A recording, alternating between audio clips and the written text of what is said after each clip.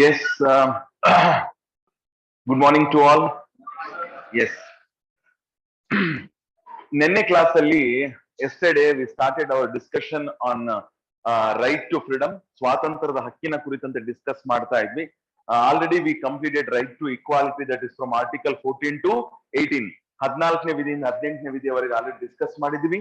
And we started our discussion on right to freedom, ಸ್ವಾತಂತ್ರ್ಯದ ಹಕ್ಕಿನ ಕುರಿತಂತೆ ನಾವು ನಿನ್ನೆ ಕ್ಲಾಸ್ ಅಲ್ಲಿ ಡಿಸ್ಕಸ್ ಮಾಡ್ತಾ ಇದ್ವಿ. ಸೊ ಪ್ರಮುಖವಾಗಿ 19ನೇ ವಿಧಿಯ ಬಗ್ಗೆ ನಾವು ಡಿಸ್ಕಸ್ ಮಾಡಿದ್ವಿ. 19th article. So what 19th article provides to all ಅಂತ ಬಂದಾಗ 6 ಫಂಡಮೆಂಟಲ್ ಫ್ರೀಡಮ್ಸ್ ಅಂತ ನಾನು ಹೇಳ್ತಾ ಇದ್ದೆ. 6 ಮೂಲಭೂತ ಸ್ವಾತಂತ್ರ್ಯಗಳನ್ನ 19ನೇ ವಿಧಿ ನೀಡಿರ್ತಕ್ಕಂತಹದನ್ನ ನಾನು ನಿನ್ನೆ ಹೇಳಿದೆ ಮತ್ತು ಬರೆಸಿದ್ದೀನಿ.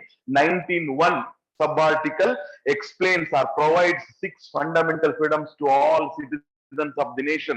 ದೇಶದ ಸಮಸ್ತ ನಾಗರಿಕರಿಗೆ 6 ಸ್ವಾತಂತ್ರ್ಯಗಳನ್ನ ಕೊಟ್ಟಿರ್ತಕ್ಕಂತಹದ್ದು ನಾವು ನೋಡ್ತೀವಿ. That right to freedom of speech and expression, right to gather peacefully, right to assemble peacefully without arms, and right to freedom of form association, unions and cooperative societies, and right to free movement, right to freedom of free movement ಅಂದ್ರೆ ಮುಕ್ತವಾಗಿ ಸಂಚರಿಸುವ ಸ್ವಾತಂತ್ರ್ಯದ ಹಕ್ಕಾಗಿರಬಹುದು. ಅದಾದ ನಂತರ 5ನೇದು so right to freedom of reside or settle in any part of the nation, ದೇಶದ ಯಾವುದೇ ಭಾಗದಲ್ಲಿ ವಾಸ ಮಾಡ್ತಕ್ಕಂಥ ಸ್ವಾತಂತ್ರ್ಯದ ಹಕ್ಕಾಗಿರ್ಬೋದು. And last one that is g ಅನ್ಕೊಳ್ತೀನಿ ಅಲ್ವಾ, ಜಿ ಬರ್ಸಿರ್ಬೇಕಂತ ಅನ್ಕೊಳ್ತೀನಿ.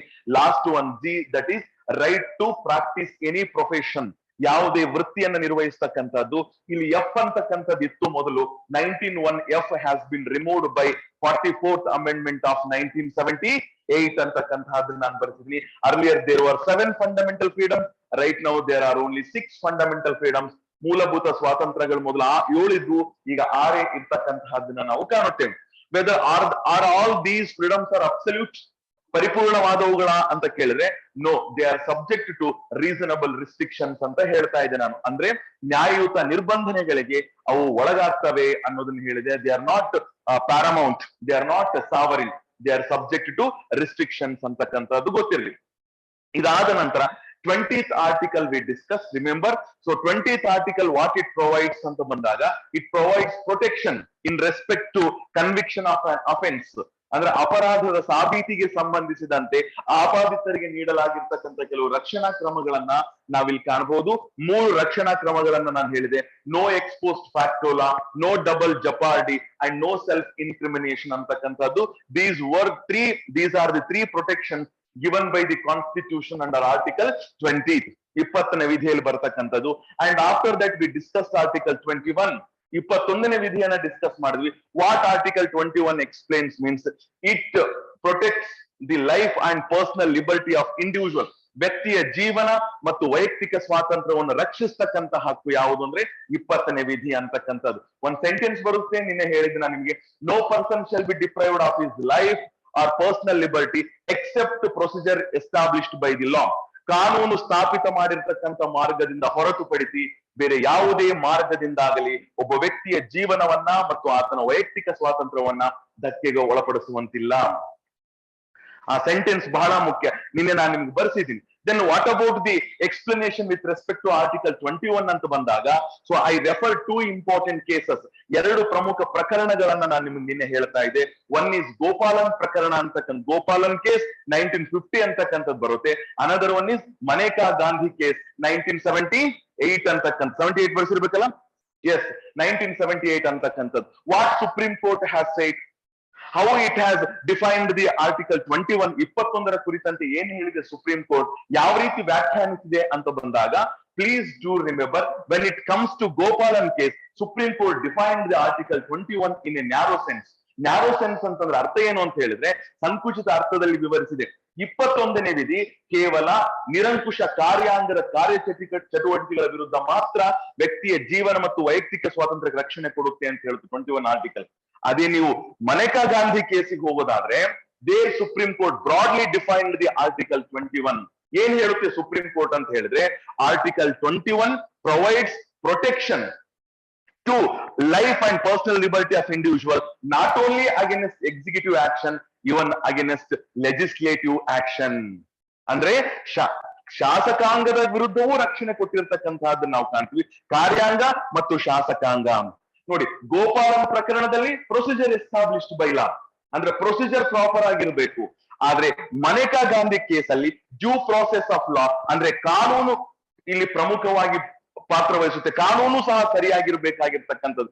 ಕೇವಲ ಪ್ರೊಸೀಜರ್ ಮಾತ್ರವಲ್ಲ, ಇವನ್ ಕಾನೂನು, ಆ ಶಾಸನ ಏನಿರುತ್ತೆ ಅದು ಸಹ ಸರಿ ಇರಬೇಕು ಅಂತಕ್ಕಂಥದ್ದು ಬರುತ್ತೆ ನೋಡಿ. Executive as well as legislature. Understand? So Gopalan case ಅಲ್ಲಿ procedure established by law and Maneka Gandhi case ಅಲ್ಲಿ ಡ್ಯೂ ಪ್ರೋಸೆಸ್ ಆಫ್ ಲಾ ಅಂತಕ್ಕಂಥದ್ದು ಬರುತ್ತೆ.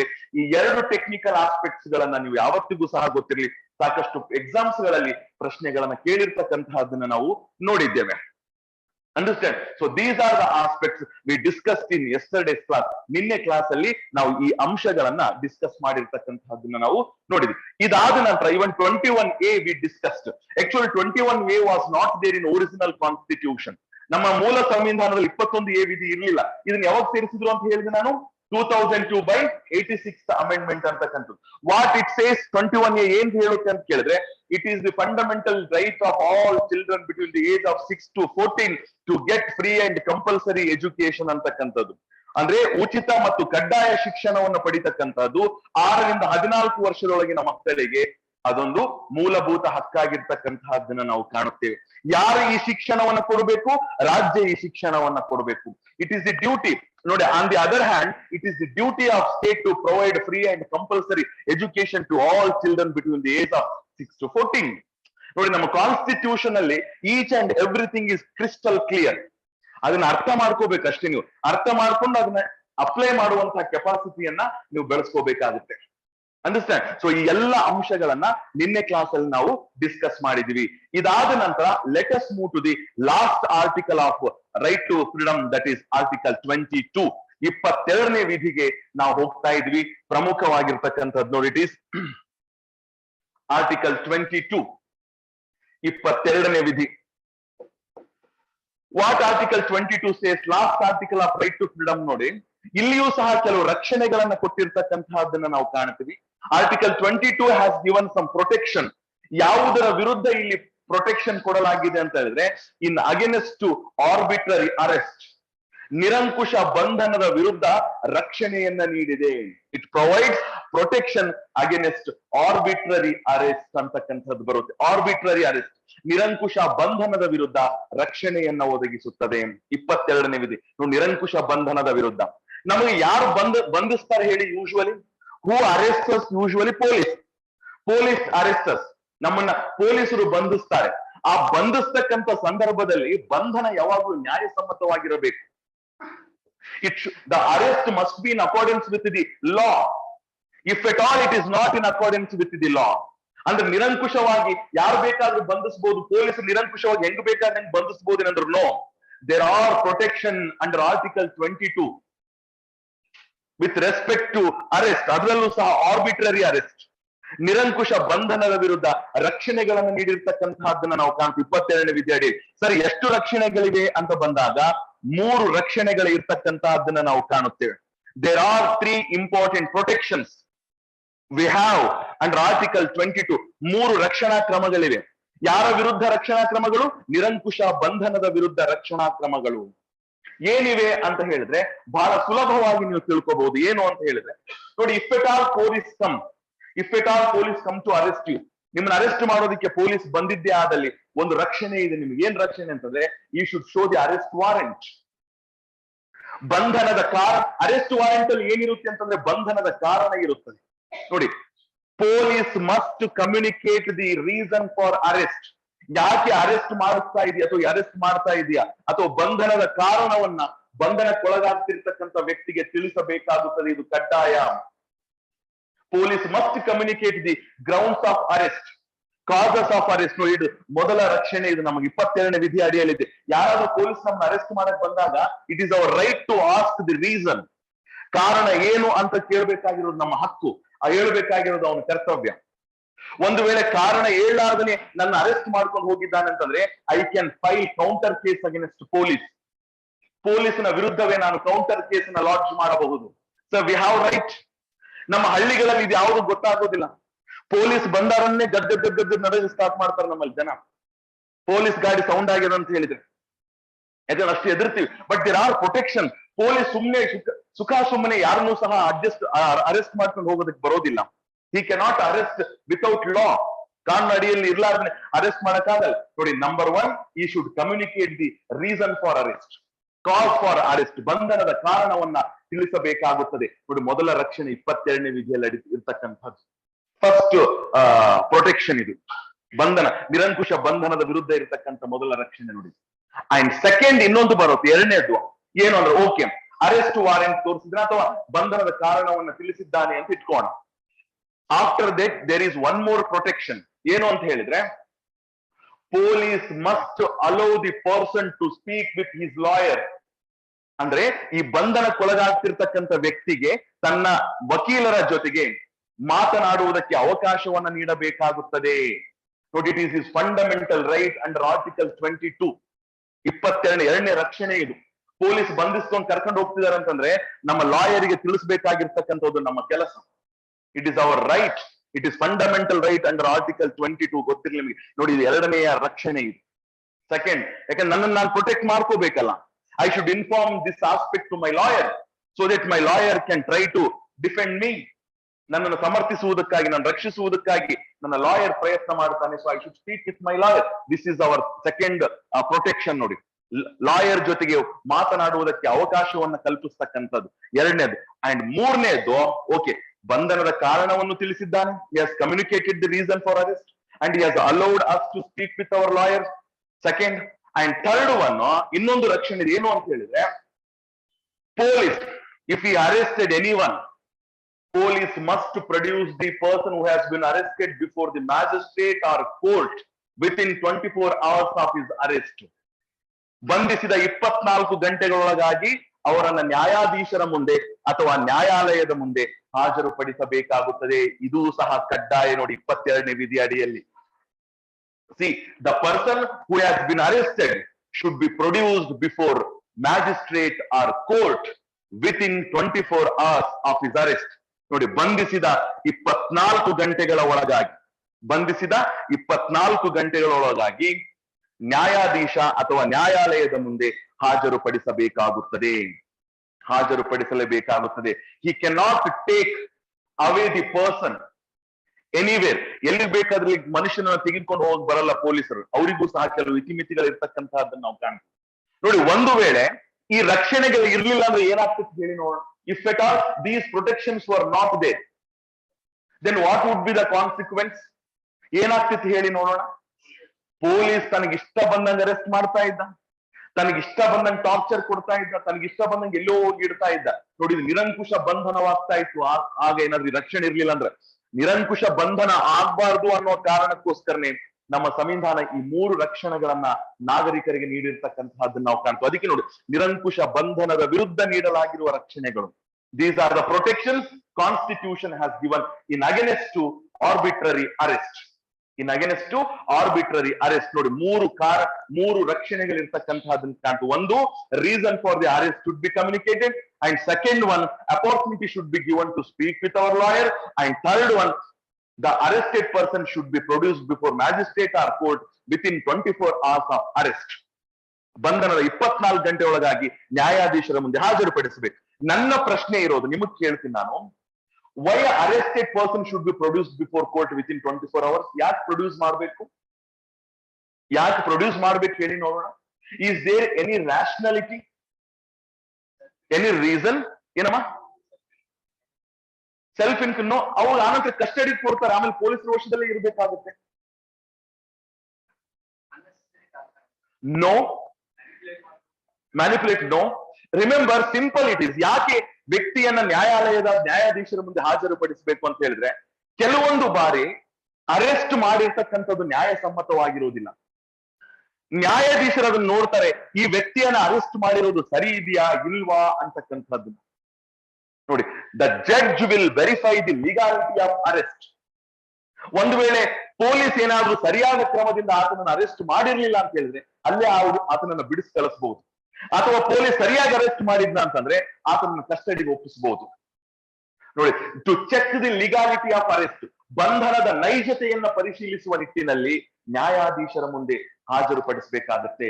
ಒಂದ್ ವೇಳೆ ಈ ರೀತಿ ಹಾಜರುಪಡಿಸಲಿಲ್ಲ ಅಂದ್ರೆ ಏನಾಗ್ಬಿಡುತ್ತೆ ಅಂತ ಹೇಳಿದ್ರೆ ವ್ಯಕ್ತಿಯ ವೈಯಕ್ತಿಕ ಸ್ವಾತಂತ್ರ್ಯಕ್ಕೆ ಧಕ್ಕೆ ತಂದಂತೆ.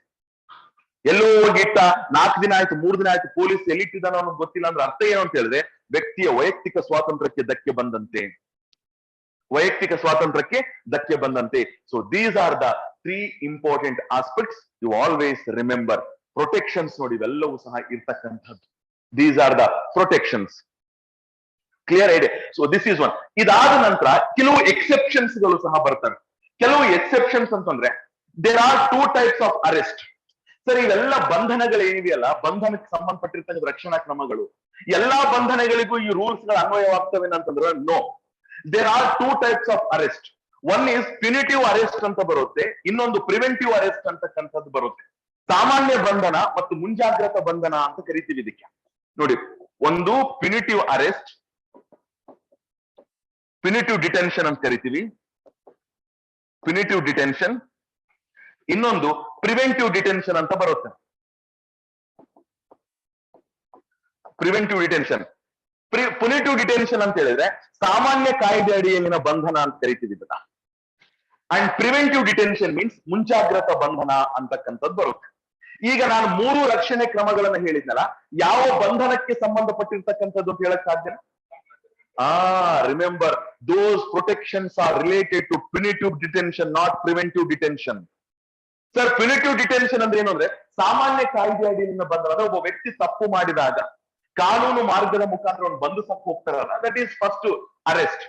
ನೋಡಿ, ನಾನು 3 ರಕ್ಷಣಾ ಕ್ರಮಗಳನ್ನ ಏನ್ ಹೇಳಿದ್ನಲ್ಲ, ಕಾರಣ ತಿಳಿಸಬೇಕು, ವಕೀಲ ಜೊತೆ ಮಾತಾಡಕ್ಕೆ ಅವಕಾಶ ಕೊಡಬೇಕು, ನ್ಯಾಯಾಧೀಶರ ಮುಂದೆ ಹಾಜರುಪಡಿಸಬೇಕು ಅನ್ನೋವೆಲ್ಲ ಇವೆಲ್ಲವೂ ಸಹ ಈ ಸಾಮಾನ್ಯ ಕಾಯ್ದೆ ಅಡಿಯಲ್ಲಿನ ಬಂಧನಕ್ಕೆ ಮಾತ್ರ ಅನ್ವಯವಾಗುತ್ತದೆ ವಿನಃ ಮುಂಜಾಗ್ರತಾ ಬಂಧನಕ್ಕೆ ಅನ್ವಯವಾಗುವುದಿಲ್ಲ. Sir, what is this preventive detention? Why these protections are not applicable in preventive detention? ಯಾಕೆ ಬರಲ್ಲ ಅಂತ ಕೇಳಿದ್ರೆ ಒಂದು ಸಿಂಪಲ್ ಆಗಿ ನಾನು ಹೇಳ್ತೀನಿ. Preventive detention is nothing but it is a temporary detention. ಮುಂಜಾಗ್ರತಾ ಬಂಧನ ಅಂತಂದ್ರೆ ತಾತ್ಕಾಲಿಕ ಬಂಧನ. ಎಕ್ಸಾಂಪಲ್ ಹೇಳ್ತೀನಿ ನಾನು. ನೋಡಿ, ಬರುವ 31ನೇ ತಾರೀಕು ಕರ್ನಾಟಕ ಬಂದ್ಗೆ ಅನೌನ್ಸ್ ಮಾಡಿದ್ದಾರೆ. There is a announcement with respect to Karnataka bandh on 31st of December. ಹೌದಾ ಅಲ್ವಾ? ಹೌದು. ಪೊಲೀಸರು ಏನ್ ಮಾಡ್ತಾರೆ ಅಂತಂದ್ರೆ 31ನೇ ತಾರೀಕು ಯಾರಾದ್ರೂ ಕೆಲವು ರೌಡಿಗಳು, ಕೆಲವು ಜನ ಪುಂಡರು ಏನಾದ್ರೂ ಗದ್ದಲ ಎಬ್ಬಿಸಬಹುದು ಅಂತ ಹೇಳಿ 1-2 ದಿನಕ್ಕೆ ಮೊದಲೇ ಅವ್ರನ್ನ ಅರೆಸ್ಟ್ ಮಾಡ್ಕೊಂಡು ಇಟ್ಕೊಂಡ್ಬಿಟ್ಟಿರ್ತಾರೆ ಮುಂಜಾಗ್ರತೆ ಕಾರಣದಿಂದ. ಯಾಕಂದ್ರೆ ಇಲ್ಲಿ ಆಂಟಿಸಿಪೇಷನ್ ಆಗುತ್ತೆ ಏನು ಅಂದ್ರೆ ಇವರು ಏನಾದ್ರೂ ಸಮಸ್ಯೆಯನ್ನ ತರಬಹುದು 31ನೇ ತಾರೀಕು ಅಂತ ಹೇಳಿ. In order to prevent unwanted things or unwanted events, police can arrest few persons by anticipating that they would create some nuisance in the society. Anticipation ಅಂದ್ರೆ ಅಂದಾಜಿಸ್ತಕ್ಕಂಥದ್ದು, ಭವಿಷ್ಯ ಅಂದಾಜಿಸ್ತಕ್ಕಂಥದ್ದು, ಆಂಟಿಸಿಪೇಟ್ ಮಾಡುವುದಕ್ಕೆ ನಿರೀಕ್ಷಣಾ ಜಾಮೀನು ಅಂತ ಕರಿತೀವಲ್ಲ ನಮ್ಮಲ್ಲಿ, ಆಂಟಿಸಿಪೇಷನ್ ಅಂತಕ್ಕಂಥ. ಇಲ್ಲಿ ಆಂಟಿಸಿಪೇಷನ್ ಬರುತ್ತೆ ಅಂದ್ರೆ ವ್ಯಕ್ತಿ ಮುಂದೆ ತಪ್ಪು ಮಾಡಬಹುದು ಅಂತ ಭಾವಿಸಿ ಕೆಲವು ವ್ಯಕ್ತಿಗಳನ್ನ ಅರೆಸ್ಟ್ ಮಾಡಿ ಇಟ್ಕೊಳ್ತಾರೆ ಪೊಲೀಸರು ಮುಂಜಾಗ್ರತಾ ಕಾರಣದಿಂದ. ಸರ್, ಅವ್ರಿಗೆ ಎಲ್ಲಿವರೆಗೆ ಇಟ್ಕೊಳ್ತಾರೆ ಅಂದ್ರೆ ಆ ಬಂದು ಮುಗಿಯವರೆಗೆ ಮಾತ್ರ. 31ನೇ ತಾರೀಕು ಮುಗಿತಾ ಮತ್ತೆ 1ನೇ ತಾರೀಕು ಅವ್ರು ಬಿಟ್ಟು ಕಳಿಸ್ಬಿಡ್ತಾರೆ. ನೋಡಿ, on the basis of anticipation, police can arrest some people. ಕೆಲವು ಜನರ ಅರೆಸ್ಟ್, ಅದಕ್ಕೆ ವಾರೆಂಟ್ ಬೇಕಾಗಲ್ಲ, ಅದಕ್ಕೆ ಏನು ನಾನು ಹೇಳಿದ್ನಲ್ಲ, ಆ 3 ರಕ್ಷಣಾ ಕ್ರಮಗಳು ಇಲ್ಲಿ ಬೇಕಾಗಲ್ಲ. ಬಂಧನದ ಕಾರಣನೂ ತಿಳಿಸ್ಬೇಕಾಗಿಲ್ಲ, ಅವ್ರಿಗೆ ವಕೀಲರ ಜೊತೆ ಮಾತಾಡಕ್ಕೆ ಅವಕಾಶನೂ ಕೂಡ ಅವಶ್ಯಕತೆನೂ ಇಲ್ಲ. ಅದಾದ ನಂತರ ನ್ಯಾಯಾಧೀಶರ ಮುಂದೆ ಪ್ರೊಡ್ಯೂಸ್ ಮಾಡುವ ಅವಶ್ಯಕತೆ ಇಲ್ಲ. ಯಾಕಂದ್ರೆ it is a temporary arrest. It is ಒಂದು ಕೆಲವು ದಿನಗಳ ಕಾಲ ಮಾತ್ರ ಅರೆಸ್ಟ್ ಮಾಡಿ ಇಟ್ಕೊಳ್ತಕ್ಕಂಥದ್ದು. This is called preventive detention. ಇದನ್ನ ಮುಂಜಾಗ್ರತಾ ಬಂಧನ ಅಂತ ಕರಿತೀವಿ. ಇದು ಅನ್ವಯವಾಗಲ್ಲ. ನೀವು ಕೇಳಬಹುದು, sir, what is the maximum period of detention under preventive detention? ಎಷ್ಟು ದಿನಗಳ ಕಾಲ ಒಬ್ಬ ವ್ಯಕ್ತಿಯನ್ನ ಬಂಧಿಸಬಹುದು ಪ್ರಿವೆಂಟಿವ್ ಡಿಟೆನ್ಷನ್ ಅಡಿಯಲ್ಲಿ ಅಂತ ಬಂದ್ರೆ ಮ್ಯಾಕ್ಸಿಮಮ್ ಪೀರಿಯಡ್ ಇಸ್ 3 months. 3 ತಿಂಗಳ ಕಾಲ ಇಲ್ಲಿ ಪ್ರಿವೆಂಟಿವ್ ಡಿಟೆನ್ಷನ್ ಅಡಿಯಲ್ಲಿ ಬಂಧಿಸಬಹುದು. 3 months, maximum period of 3 months. ಗೊತ್ತಿರ್ಲಿ ನಿಮಗೆ. ಈ ಪ್ರಿವೆಂಟಿವ್ ಡಿಟೆನ್ಷನ್ ಮುಂದಾಗ್ರತ ಬಂದಾಗ ಅನುಭವ ಹೆಂಗಿರುತ್ತೆ ಅಂತ ನೀವು ಯಾರನ್ನು ಕೇಳ್ಬೋದು? ವಾಟರ್ ನಾಗರಾಜ್ ಅವ್ರನ್ನ ಕೇಳ್ಬೋದು. You can ask mister water Nagaraj what preventive detention is. ಯಾವಾಗ ಹೋರಾಟ ಆಗಿ ಪೊಲೀಸ್ ಅವ್ರನ್ನ ಕರ್ಕೊಂಡು ಹೋಗಿ ಜೈಲಿಗೆ ಇಡುತ್ತಾರೆ, ನೆಕ್ಸ್ಟ್ ದಿನನೇ ಮತ್ತೆ ಬಿಡುಗಡೆ ಮಾಡ್ತಾರೆ. ನೆಕ್ಸ್ಟ್ ದಿನನೂ ಅಲ್ಲ, 1-2-3 ತಾಸು ಬಿಡುಗಡೆ ಮಾಡ್ತಾರೆ. ಅವ್ನು ಹಿಡ್ಕೊಂಡು ಹೋಗೋ ರೀತಿ ನೋಡೋಕೆ 2 ಕೈ ಹಿಡ್ಕೊಂಡಿರ್ತಾರೆ, 2 ಕಾಲು ಹಿಡ್ಕೊಂಡಿರ್ತಾರೆ, ಹೋಯ್ತಾ ಇರ್ತಾರೆ. Vatal Nagaraj is well known. ಈಗ ಅವರೇ ಬಂದ್ಗೆ ಕರೆ ಕೊಟ್ಟಿರ್ಬೇಕು ಅಂತ ಅಂದ್ಕೊಳ್ತೀನಿ, ಕನ್ನಡ ಪರ ಸಂಘಟನೆಗಳು ಬಂದ್ಗೆ ಕರೆ ಕೊಟ್ಟಿವಿ, ನೀವು ನೋಡಿರ್ಬೇಕಾದ್ರೆ. ವಾಟಾಳ್ ನಾಗರಾಜ್ ಅಂದ್ರೆ ಯಾರು ಗೊತ್ತಾಗೋದು? ಟೋಪಿ ಇರುತ್ತೆ, ಒಂದು ಬ್ಲಾಕ್ ಚಸ್ಮಾ ಇರುತ್ತೆ. ಅವ್ರು ನಾವು ಚಿಕ್ಕ ವಯಸ್ಸಿಂದ ನೋಡ್ತಾ ಇದ್ವಿ, ಆ ಟೋಪಿ ಬ್ಲಾಕ್ ಚಸ್ಮಾ ಅವ್ರ ಹಂಗೆ ಹಾಕೊಂಡಿರ್ತಾರೆ. ನನಗೊಂದು ಆಸೆ ಇದೆ, ಟೋಪಿ ಇರ್ಲಾರ್ದು ಬ್ಲಾಕ್ ಚಸ್ಮಾ ಇರ್ಲಾರ್ದು ನೋಡ್ಬೇಕು, ಅವ್ರು ಹೆಂಗ್ ಕಾಣ್ತಾರೆ ಹೋಗ್ತಾ ಇರ್ತೀನಿ ಅವ್ರು. I haven't seen Watal Nagaraj without that hat and specks. Yes. ಇಲ್ಲ, ಇಲ್ಲಿ ಇನ್ನೊಂದು ವಿಚಾರ ಇದೆ. Maximum period is 3 months. ಒಂದು 3 monthsಗೂ ಅಬೋ ಇಟ್ಕೋಬಹುದೇನೋ ಅಂತ ಕೇಳಿದ್ರೆ, ಒಂದು ಕಮಿಟಿ ರಿಪೋರ್ಟ್ ಮಾಡುತ್ತೆ. ಅಂದ್ರೆ ಈ ನ್ಯಾಯಾಧೀಶರ ಸಮಿತಿ ಏನಾದ್ರೂ ಶಿಫಾರಸು ಮಾಡಿದ್ರೆ 3 ತಿಂಗಳಿಗೂ ಹೆಚ್ಚುಗಳ ದಿನಗಳ ಕಾಲ ಇಟ್ಕೋಬಹುದು ಅಂತ ಹೇಳಿದ್ರೆ ಇಟ್ಕೋಬಹುದು. ಸಮಿತಿಯ ಶಿಫಾರಸಿನ ಆಧಾರದ ಮೇಲೆ the maximum period of detention can be extended beyond 3 months when it comes to preventive detention. ಆದ್ರೆ ಸಮಿತಿ ಶಿಫಾರಸು ಮಾಡಬೇಕು. ಈ ನ್ಯಾಯಾಧೀಶರನ್ನು ಒಳಗೊಂಡಂತ ಸಮಿತಿ ಶಿಫಾರಸು ಮಾಡಿದ್ರೆ 3 ತಿಂಗಳಿಗೂ ಅಧಿಕ ದಿನಗಳ ಕಾಲ ಆತನನ್ನ ಬಂಧಿಸಿ ಇಡಬಹುದು. ಎಸ್, ಹೌದು ಹೌದು. ಹಂಗಾಗಿ ಬಹಳಷ್ಟು ಜನ ಬಂಧಿಸ್ತಾರೆ, ಅಲ್ಲಿ ಬಹಳ ಜನ ಬಂಧಿಸ್ತಾರೆ, ಆ ನಂತರ ಬಿಡುಗಡೆ ಮಾಡ್ತಾರೆ. Maximum period is 3 months. ಅಷ್ಟು ದಿನಗಳು, ಅದಕ್ಕಿಂತ ಮತ್ತೆ ಹೆಚ್ಚಿಟ್ಕೊಳ್ಳಂಗಿಲ್ಲ. ಒಂದು ಹಂಗೆ ಇಟ್ಕೋಬೇಕಾಗಿತ್ತಂದ್ರೆ ಕಮಿಟಿಯ ರಿಪೋರ್ಟ್ ನ ಆಧಾರದ ಮೇಲೆ ಅವ್ರನ್ನ ಇಟ್ಕೋಬಹುದು. ಎಸ್, ಮನಕಾ ಗಾಂಧಿ ಕೇಸ್ ಹೆಂಗೆ? ಏನಪ್ಪಾ? ಇಲ್ಲ, ಅನ್ಲಾಫುಲ್ ಅಂತ ಬರೋದಿಲ್ಲ, ಅಲ್ಲಿ ಕಾನ್ಫಿಸ್ಕೇಟ್ ಆಗುತ್ತೆ. ಅಂದ್ರೆ ಅಲ್ಲಿ ಲಾ ಇತ್ತು already, there was a law. Confiscate ಏನಪ್ಪಾ?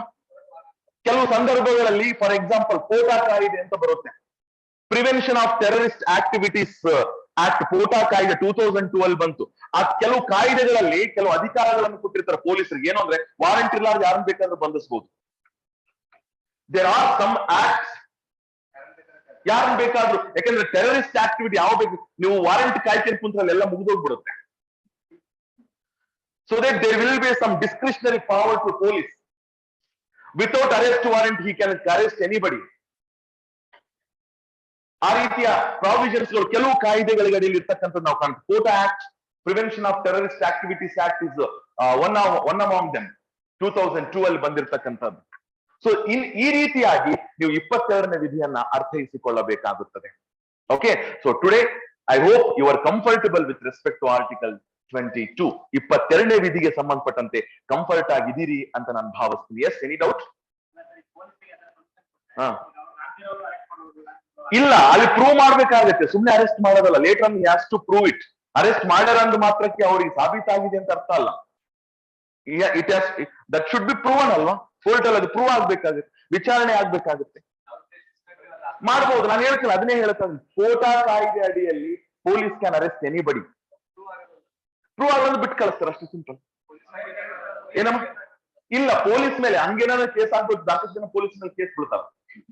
ನೋ, ದಟ್ ಈಸ್ ನಾಟ್ ಆತರ. ಎಸ್, ಜಮ್ಮು ಕಾಶ್ಮೀರ ಆಗಿರ್ಬೋದು, ಇವನ್ ನಾವು ಯಾವುದು ರೀ, ಅಲ್ಲಿ ಕಾರಣ ಮುಖ್ಯವಾಗುತ್ತೆ. ಕಾಯ್ದೆ, ಯಾವ ಕಾಯ್ದೆ ಅಡಿಯಲ್ಲಿ ಬಂಧಿಸಿದ್ದಾರೆ ಅನ್ನುವುದು ಮುಖ್ಯವಾಗುತ್ತದೆ. ಸುಮ್ನೆ ಎಲ್ಲಾ ಕಾಯ್ದೆ ಸುಮ್ನೆ ಬಂತ. ಈಗ ನಮ್ಮನ್ನ ಸುಮ್ನೆ ಬಂಧಿಸ್ತಾರೆ, ಏನಾದ್ರು ಅನುಮಾನ ಇದ್ದಾಗ ತಾನೇ ಬಂಧಿಸೋಕ್ ಸಾಧ್ಯ. ಈಗ ನಾಳೆ ನಿಮ್ನೆ ಬಂದು ಸುಮ್ನೆ ಪೊಲೀಸ್ ಕರ್ಕೊಂಡು ಹೋಗ್ತಾರೆ, ಸುಮ್ನೆ ಇರ್ತಾರ? ನೋ, ಆತರ ಸೇಡ್ ಗೀಡ್ ಇಲ್ಲಿ ಬರೋದಿಲ್ಲ, ಇಲ್ಲಿ ಗೊತ್ತಿರ್ಲಿ ನಿಮ್ಗೆ. So it is completely different. Preventive detention ಇದೆಯಲ್ಲ, ಅಥವಾ ಈ ಪೋಟಾ ಕಾಯ್ದೆ, ಕೆಲವು ಕಾಯ್ದೆಗಳ ಅಡಿಯಲ್ಲಿ ಬಂಧಿಸ್ತಕ್ಕಂಥದ್ದು ಇದೆಯಲ್ಲ, ಸ್ಪೆಷಲ್ ಪವರ್ಸ್ ನ ಪೊಲೀಸರಿಗೆ ಕೊಡಲಾಗಿರುತ್ತೆ, ಸ್ಪೆಷಲ್ ಪವರ್ಸ್ ಇರುತ್ತೆ.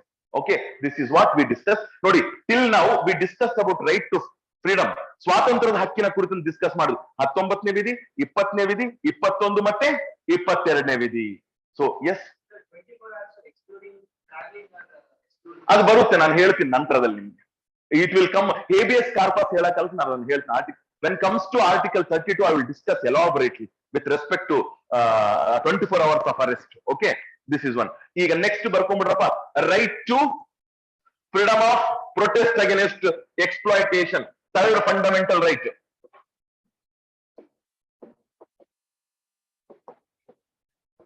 Right to freedom of protest against exploitation, ಶೋಷಣೆಯ ವಿರುದ್ಧ ಹೋರಾಡುವ ಸ್ವಾತಂತ್ರ್ಯದ ಹಕ್ಕು. ಎಷ್ಟನೇ ವಿಧಿಯಿಂದ ಎಷ್ಟನೇ ವಿಧಿವರೆಗೆ? S, 23 to 24. ನೋಡಿ, ಎರಡೇ ವಿಧಿಗಳವ, ಬಹಳ ಸುಲಭವಾಗಿ ನೀವು ನೆನ್ಪಿಟ್ಕೋಬಹುದು. Simple it is. ಪ್ರಶ್ನೆಗಳು ಬಹಳ ಕಡಿಮೆ ಈ ಒಂದು ಹಕ್ಕಿನಿಂದ ಬರ್ತಕ್ಕಂಥದ್ದು. ವೆರಿ ವೆರಿ ಲೆಸ್, ಈಸಿಯಾಗಿ ನೆನ್ಪಿಟ್ಕೋಬಹುದು. ನೋಡಿ, ಎಕ್ಸ್ಪ್ಲಾಯ್ಟೇಷನ್ ಅಲ್ಲೇ ಇದೆ ಆನ್ಸರ್. ಶೋಷಣೆಯ ವಿರುದ್ಧ ಅಂದ್ರೆ there are exploitations, there is a possibility of exploitation. ಶೋಷಣೆಯ ಸಾಧ್ಯತೆ ಇರೋದ್ರಿಂದ ಆ ಶೋಷಣೆಯ ವಿರುದ್ಧ ಹೋರಾಡ್ತಕ್ಕಂಥ ಹಕ್ಕನ್ನ ನಮ್ಮ ಸಂವಿಧಾನ ಎಲ್ಲರಿಗೂ ಸಹ ನೀಡಿದೆ, ನಾಗರಿಕರಿಗೆ ನೀಡಿದೆ. ಸರ್, ಯಾವ ರೀತಿಯ ಶೋಷಣೆಯ ವಿರುದ್ಧ ಅಂತ ಬಂದಾಗನೇ ಇಲ್ಲಿ 23 ಮತ್ತು 24ನೇ ವಿಧಿಯಲ್ಲಿ ಬರುತ್ತೆ. 23ನೇ ವಿಧಿಯಲ್ಲಿ ಬರ್ಕೊಂಡ್ಬಿಡ್ರಪ್ಪ. First one, 23rd article.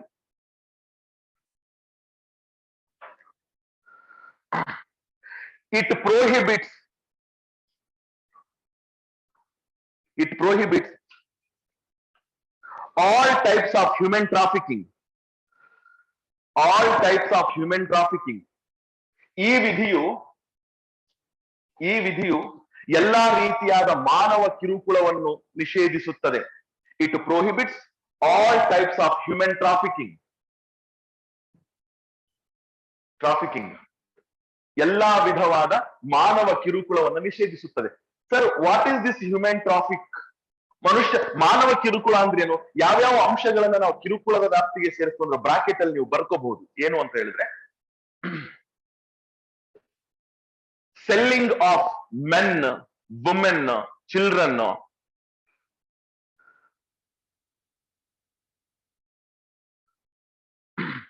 ಪುರುಷ, ಮಹಿಳೆ ಮತ್ತು ಮಕ್ಕಳ ಮಾರಾಟ.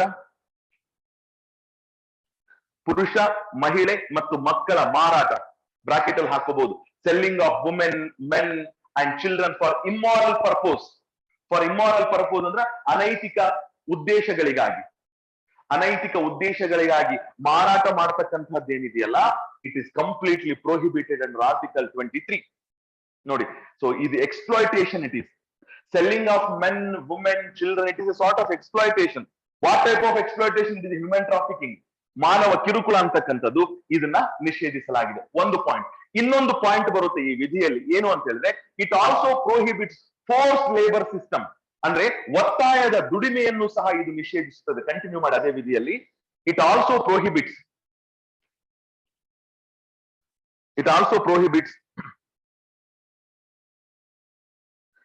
prohibits begar system and other similar forced labor system.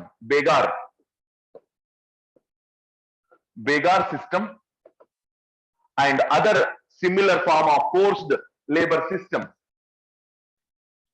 ನೋಡಿ, ಈ ವಿಧಿ ಕಂಟಿನ್ಯೂಯೇಷನ್ ಅಲ್ಲಿ ಈ ವಿಧಿಯು ಬೇಗಾರ್ ಪದ್ಧತಿಯನ್ನು ನಿಷೇಧಿಸುತ್ತದೆ ಮತ್ತು ಇನ್ನಿತರ ಒತ್ತಾಯದ ದುಡಿಮೆಯ ಪದ್ಧತಿಗಳನ್ನು ನಿಷೇಧಿಸುತ್ತದೆ.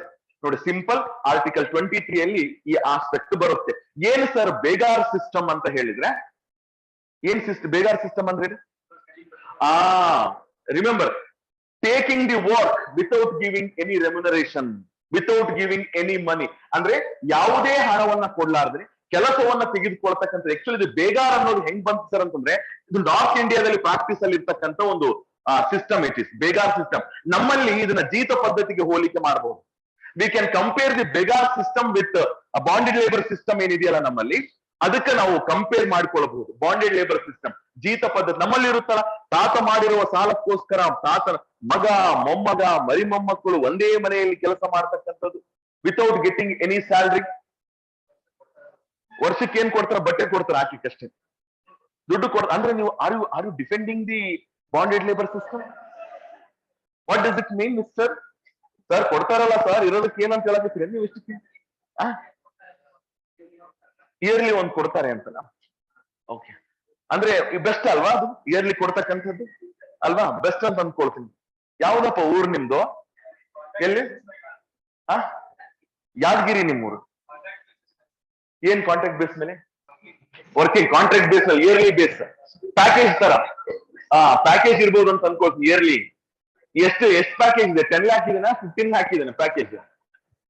Okay, that is different of. ನೋಡಿ, ಬಾಂಡೆಡ್ ಲೇಬರ್ ಸಿಸ್ಟಮ್ ಇದೆಯಲ್ಲ, ಜೀತ ಪದ್ಧತಿ ಸಮಾನಾಂತರವಾಗಿ ನಾವು ಬೇಗಾರ್ ಸಿಸ್ಟಮ್ ಅನ್ನ ಈ ನಾರ್ತ್ ಇಂಡಿಯಾಗಳಲ್ಲಿ ಕಾಣಬಹುದು. ಫೋರ್ಸ್ ಲೇಬರ್, ಒತ್ತಾಯದ ದುಡಿಮೆಯನ್ನ, ಯಾವುದೇ ಪೇಮೆಂಟ್, ಅವನಿಗೆ ಆಸೆ ಇರೋದ್ರಲ್ಲಿ ಕೆಲಸ ಮಾಡೋದಕ್ಕೆ, ಆದ್ರೆ ಒತ್ತಾಯದಿಂದ ಕೆಲಸಕ್ಕೆ ಹಚ್ಚತಕ್ಕಂಥದ್ದು.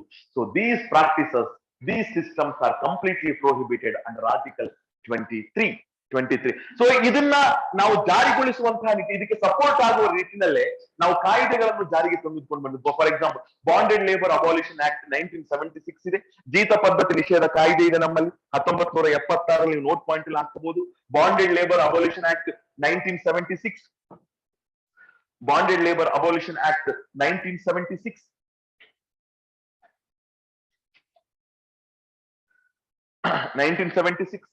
ಅಂಡ್ ಇನ್ನೊಂದು ಆಕ್ಟ್ ಸಹ ಇದೆ, 1956 ಆಕ್ಟ್ ಇದೆ. ಯಾವ್ದಂತ ಹೇಳಿದ್ರೆ ಈ immoral trafficking prevention act. Immoral trafficking prevention act, ಅನೈತಿಕ ಕಿರುಕುಳ ತಡೆ ಕಾಯ್ದೆ 1956. ನೋಡಿ, ಇವೆಲ್ಲೋ 23ನೇ ವಿಧಿಗೆ ಸಂಬಂಧಪಟ್ಟಂತ ಕಾಯ್ದೆಗಳು. ಒಂದು ಬಾಂಡೆಡ್ ಲೇಬರ್ ಅಬೋಲಿಷನ್ ಆಕ್ಟ್, ಜೀತ ಪದ್ಧತಿ ನಿಷೇಧ ಕಾಯ್ದೆ 1976. ಎರಡನೇದು ಅನೈತಿಕ ಚಟುವಟಿಕೆಗಳ ತಡೆ ಕಾಯ್ದೆ, immoral trafficking prevention act, immoral trafficking prevention act 1956. So these are the ನೋಡಿ ಫ್ಯಾಕ್ಚುಯಲ್ ಇದೆ, ಇಲ್ಲಿ ಏನು ಅನಲಿಟಿಕಲ್ ಆಸ್ಪೆಕ್ಟ್ ಬರೋದಿಲ್ಲ. ಜಸ್ಟ್ ನೀವು ಪುಸ್ತಕ ಓದಿದ್ರೆ ಸಾಕು, ಈಸಿಯಾಗಿ ಅರ್ಥ ಆಗುತ್ತೆ ಏನು 23ನೇ ವಿಧಿ ಅಂತಕ್ಕಂಥದ್ದು. ಈಗ ನೆಕ್ಸ್ಟ್ ಬರುತ್ತೆ 24ನೇ ವಿಧಿ, ಬರ್ಕೊಳ್ಳಿ ನೆಕ್ಸ್ಟ್. ಅವಸರವೇ ಅಪಘಾತಕ್ಕೆ ಕಾರಣ, ಆರ್ಟಿಕಲ್ 24. ಆರ್ಟಿಕಲ್ 24 24ನೇ ವಿಧಿ. ನೋಡಿ, ಇಲ್ಲಿಯೂ ಸಹ ಒಂದು ಎಕ್ಸ್ಪ್ಲಾಯ್ಟೇಷನ್ ಅನ್ನ ನಿಷೇಧಿಸಲಾಗಿದೆ. ಏನು ಎಕ್ಸ್ಪ್ಲಾಯ್ಟೇಷನ್ ಅಂತಂದ್ರೆ ಚೈಲ್ಡ್ ಲೇಬರ್ ಸಿಸ್ಟಮ್. ಬರ್ಕೊಂಬಿಡಿ, the article prohibited the child labour system. ಬಾಲ ಕಾರ್ಮಿಕ ಪದ್ಧತಿಯನ್ನು ನಿಷೇಧಿಸುತ್ತದೆ. ಬಾಲ ಕಾರ್ಮಿಕ ಪದ್ಧತಿಯನ್ನು ನಿಷೇಧಿಸುತ್ತದೆ. It means it prohibits children from working, children below the age of 14 years. ನೋಡಿ, ಯಾರನ್ನ ನಾವು ಬಾಲ ಕಾರ್ಮಿಕರು ಅಂತ ಕರಿತೀವಿ, 14 ವರ್ಷದ ಒಳಗಿನ ಮಕ್ಕಳನ್ನ ಕೆಲಸ ಮಾಡುವುದರಿಂದ ನಿಷೇಧಿಸಲಾಗಿದೆ. The article prohibited the children below the age of 14 years in working any hazardous activities. ಅಪಾಯಕಾರಕ ಕೆಲಸಗಳಲ್ಲಿ ತೊಡಗುವುದನ್ನ ನಿಷೇಧಿಸಲಾಗಿದೆ. ಹಜಾರ್ಡಸ್ ಆಕ್ಟಿವಿಟೀಸ್, ಹಜಾರ್ಡಸ್ ವರ್ಕ್ಸ್ ಅಂತ ನಾವು ಕರಿತೀವಿ. ಹಜಾರ್ಡಸ್ ವರ್ಕ್ ಅಂದ್ರೆ ಅರ್ಥ ಏನು? ಅಪಾಯಕಾರಿ ಕೆಲಸಗಳು ಅಂತ ಹೇಳಿದ್ರೆ ಗಣಿಗಳಲ್ಲಿ ಕೆಲಸ ಮಾಡ್ತಕ್ಕಂಥದ್ದು, ಮತ್ತೆ ಕ್ರ್ಯಾಕರ್ಸ್ ಇಂಡಸ್ಟ್ರಿಗಳಲ್ಲಿ ಕೆಲಸ ಮಾಡೋದು, ಇವೆಲ್ಲ ಹಜಾರ್ಡಸ್ ಆಕ್ಟಿವಿಟೀಸ್ ಗಳಲ್ಲಿ ಮಾಡುವಂತಿಲ್ಲ. ಅಂದ್ರೆ ನೀವು ಕೇಳ್ಬೋದು, ಅಂದ್ರೆ ಹೋಟೆಲ್ಗಳಲ್ಲಿ ಕೆಲಸ ಮಾಡ್ತಾರಲ್ಲ ಸರ್ ಮಕ್ಕಳು, ಅಂಗಡಿಗಳಲ್ಲಿ ಕೆಲಸ ಮಾಡ್ತಾರಲ್ಲ ಸರ್ ಮಕ್ಕಳು, ಈಸ್ ಇಟ್ ಡಿಫೆಂಡಬಲ್ ಅಂತ ಕೇಳಿದ್ರೆ no, that is also comes under child labour abolition act. ಗೊತ್ತಿರಲಿ ನಿಮಗೆ. ಆದ್ರೆ ಒಂದು ವಿಶೇಷತೆ ಇದಿಲ್ಲ, ಏನು ಅಂದ್ರೆ ನಮ್ಮಲ್ಲಿ ಕಾಯ್ದೆನೂ ಇದೆ. We have law, that is child labour abolition law ಇದೆ ನಮ್ಮಲ್ಲಿ, ಆಕ್ಟ್ ಇದೆ ನಮ್ಮಲ್ಲಿ. ಯಾವಾಗ ಬಂತು ಅದಂತ ಹೇಳಿದ್ರೆ 1986 ಅಲ್ಲಿ ಬಂದಿರತಕ್ಕಂಥದ್ದು. 1986 ಚೈಲ್ಡ್ ಲೇಬರ್ ಅಬೋಲಿಷನ್ ಆಕ್ಟ್, ಬಾಲ ಕಾರ್ಮಿಕ ನಿಷೇಧ ಕಾಯ್ದೆ 1986. 1986 ಕ್ಲಿಯರ್ ಪಾಯಿಂಟ್. ಈಗ then what about the working of children in their own home and their own fields. ಕೆಲವು ಮಕ್ಕಳು ತಮ್ಮ ಸ್ವಂತ ಮನೆಯಲ್ಲಿ ಕೆಲಸ ಮಾಡ್ತಾ ಇರ್ತಾರೆ, ಸ್ವಂತ ಹೊಲಗಳಲ್ಲಿ ಕೆಲಸ ಮಾಡ್ತಿರ್ತಾರೆ. Is it not amount to, is it not the child labour? ಅಂದ್ರೆ ಬೇರೆಯವ್ರ ಮನೆಯಲ್ಲಿ, ಬೇರೆಯವ್ರ ಹೋಟೆಲ್ಗಳಲ್ಲಿ ಪಾತ್ರೆ ತೊಳೆದ್ರಷ್ಟೇ ಬಾಲಾಪರಾಧ, ತಮ್ಮ ಮನೆಯಲ್ಲಿ ಪಾತ್ರೆ ತೊಳೆದ ತಪ್ಪಲ್ವ ಅದು? ಏನು ಒತ್ತಡ? Remember, our government has made amendment to this act. ಈ ಕಾಯ್ದೆಗೆ ಕೆಲವು ತಿದ್ದುಪಡಿಗಳನ್ನ ತಗೊಂಡ್ಬಂದಿದೆ. ಏನ್ ತಿದ್ದುಪಡಿ ಅಂತ ಹೇಳಿದ್ರೆ, ಮಗು ಅಂದ್ರೆ below the age of 14 years ತನ್ನ ಮನೆಯಲ್ಲಿ ಅಥವಾ ತನ್ನ ಸ್ವಂತ ಹೊಲದಲ್ಲಿ ಕೆಲಸ ಮಾಡ್ತಕ್ಕಂಥದ್ದು ಬಾಲಾಪರಾಧವಲ್ಲ. Point number 1. ಆದ್ರೆ ಒಂದು ರಿಸ್ಟ್ರಿಕ್ಷನ್ ಇದೆ. ಏನು ಅಂತ ಹೇಳಿದ್ರೆ, he should involve himself in the work in his own home, in his own field only by not affecting his educational life. ಅಂದ್ರೆ ತನ್ನ ವಿದ್ಯಾರ್ಥಿ ಅಥವಾ ಶೈಕ್ಷಣಿಕ ಜೀವನಕ್ಕೆ ಯಾವುದೇ ರೀತಿಯ ಧಕ್ಕೆ ಆಗದ ರೀತಿಯಲ್ಲಿ ತನ್ನ ಮನೆಯಲ್ಲಿ ತನ್ನ ಸ್ವಂತ ಹೊಲದಲ್ಲಿ ಕೆಲಸ ಮಾಡಬಹುದು. ಅಂದ್ರೆ ಸಂಡೇ ರಜೆ ಕೊಟ್ಟ ದಿನ ಸಾಯಂಕಾಲ ಮಾಡಬಹುದು. Is it possible? ನೋಡಿ, ಯಾವಾಗ ಈ ತಿದ್ದುಪಡಿ ಮಾಡಿತು ಗವರ್ಮೆಂಟ್ ಆಫ್ ಇಂಡಿಯಾ, ಯುನಿಸೆಫ್ ಅಂತ ನಮ್ಮಲ್ಲಿ ವಿಶ್ವದಲ್ಲಿ ಒಂದು ಸಂಸ್ಥೆ ಇದೆ, UNICEF, united nation international children emergency fund. Immediate ಆಗಿ ನೋಟಿಸ್ ಕೊಟ್ಬಿಡ್ತು ಇಂಡಿಯಾ. ನೋಟಿಸ್ ಅಂದ್ರೆ ಒಂದು ಚೀಮಾರಿ ಹಾಕ್ತಿ. ಏನು ಅಂತ ಹೇಳಿದ್ರೆ, why you have given this concession? ಒಂದು ವೇಳೆ ಈ ರೀತಿಯ ಕನ್ಸೆಷನ್ ನೀವು ಕೊಟ್ರೆ, ಮಕ್ಕಳು ಸ್ವಂತ ಹೊಲದಲ್ಲಿ ಕೆಲಸ ಮಾಡಬಹುದು ಅಂತ ಕನ್ಸೆಷನ್ ಕೊಟ್ರೆ 100% ಅವ್ರು ಹೊಲಕ್ಕೆ ಹೋಗ್ತಾರೆ. ನೀವು ಯಾವಾಗ ನೋಡಿದ್ರೆ ಸಂಡೇ ಮಾಡಕತ್ತಾನ, ರಜೆ ದಿನ ಮಾಡಕತ್ತಾನ, ನೀವು ಚೆಕ್ ಮಾಡಕ್ಕಾಗತ್ತಾ? ನೋ. ಸೊ ನೀವು ಡೈಲ್ಯೂಟ್ ಮಾಡಿದ್ರಿ ಕಾಯ್ದೆಯನ್ನ ಅಂತ ಹೇಳಿ ಅಂತಾರಾಷ್ಟ್ರೀಯ ಸಂಸ್ಥೆಗಳು ಭಾರತಕ್ಕೆ ಪತ್ರ ಬರೆದಿರ್ತಕ್ಕಂತಹದ್ದನ್ನು ನಾವು ಕಾಣುತ್ತೇವೆ. Now child can work in his own home, in his own field, without affecting his educational life. ಆ ಅವಕಾಶ ಇದೆ, ಆದ್ರೆ ಅದು ಬಹಳಷ್ಟು ಮಿಸ್ಯೂಸ್ ಆಗ್ತಿರ್ತಕ್ಕಂತಹದ್ದನ್ನು ಸಹ ನಾವು ಕಾಣ್ತಾ ಇದ್ವಿ. ಇವಾಗ್ಲೂ ಸಹ ಸ್ಟ್ರಾಂಗ್ ಡಿಮಾಂಡ್ ಇದೆ. ಏನು ಅಂತ ಹೇಳಿದ್ರೆ, ಈ ಒಂದು ಕಾಯ್ದೆಯನ್ನು ತಿದ್ದುಪಡಿ ಮಾಡಬೇಕು ಅನ್ನೋದಕ್ಕೆ ಸಂಬಂಧಪಟ್ಟಂತೆ ಸ್ಟ್ರಾಂಗ್ ಡಿಮಾಂಡ್ ಇದೆ. ನೀವು ಹೋಟೆಲ್ಗಳಲ್ಲಿ ಬಿಸ್ನೆಸ್, ಅದಕ್ಕೆ ನೋಡಿ ಹೋಟೆಲ್ಗಳಲ್ಲಿ ಯಾವಾಗಾದ್ರೂ ಒಬ್ಬ ಸಣ್ಣ ಹುಡುಗ ಟೀ ಕಪ್ ತಂದ್ರೆ ಅವ್ನ ವಯಸ್ಸಿನ ಕೇಳಿ, ಎಷ್ಟಪ್ಪ ನಿನ್ ವಯಸ್ಸು ಅಂದ್ರೆ ಅವ್ನು 15 ವರ್ಷ ಅಂತ, ನೀವೇನು 13 ವರ್ಷ ಅಂದ್ರೆ, ಯಾಕಂದ್ರೆ ಆಲ್ರೆಡಿ ಓನರ್ ಹೇಳಿರ್ತಾರೆ. ಯಾರಾದ್ರೂ ಇಲ್ಲಿ ಓದಿರೋರು ಬಂದು ಕುಂತಿರ್ತಾರ ಸುಮ್ಮನೆ ಚಾ ಕುಡಿಯಕ, ಸುಮ್ಮನೆ ಏಜ್ ಕೇಳ್ತಿರ್ತಾರ, ಎಷ್ಟು ಅಂತ ಹೇಳಿದ್ರೆ 15 ಅಂತ ಹೇಳೋ ಅಂತ ಹೇಳ್ಬಿಟ್ಟಿರ್ತಾರ. ನೀವು ಕೇಳ, ಅವ್ರು ಯಾವಾಗ್ಲೂ ಬಿಲೋ 14 years ಯಾರು ಹೇಳೋದಿಲ್ಲ. Understand? So these are the aspects, but this is exploitation, no doubt at all. Child labor is an exploitation. This exploitation has been completely prohibited under Article 24 ಅಡಿಯಲ್ಲಿ ಇದನ್ನ ಪ್ರೋಹಿಬಿಟ್ ಮಾಡಿರ್ತಕ್ಕಂಥದ್ದು ನಾವು ಕಾಣ್ತೀವಿ. ಪುಸ್ತಕದಲ್ಲೂ ಸಹ ಇದ್ರ ಬಗ್ಗೆ ಮಾಹಿತಿ ಇರುತ್ತೆ. ನೀವು ಈಸಿಯಾಗಿ ಮನೆಗೆ ಹೋದ ನಂತರ ಗೋ ಥ್ರೂ ಮಾಡಿ, ಓದಿ ಚೆನ್ನಾಗಿ. ಓಕೆ, ಸರಳವಾಗಿರ್ತಕ್ಕಂಥ. ಏನಮ್ಮ ಅಂದ್ರೆ ಎಕ್ಸೆಪ್ಷನ್ಸ್ ಅಂದ್ರೆ ಯಾವ ರೀತಿ?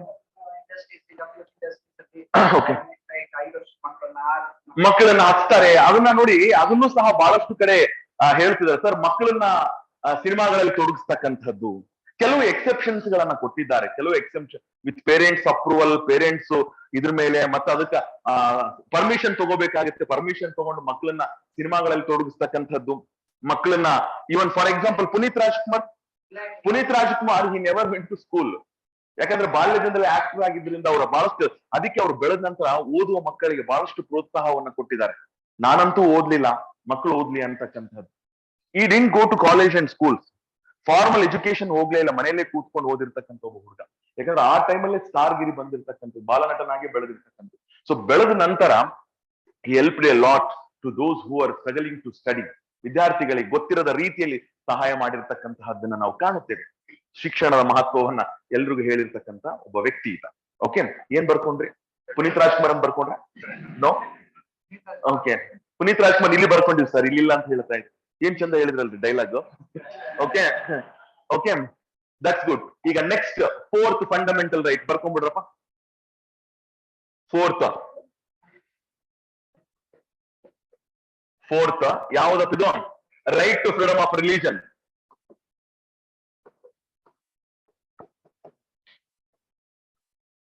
ಫ್ರೀಡಮ್ ಆಫ್ ರಿಲಿಜನ್, ಧಾರ್ಮಿಕ ಸ್ವಾತಂತ್ರ್ಯದ ಹಕ್ಕು.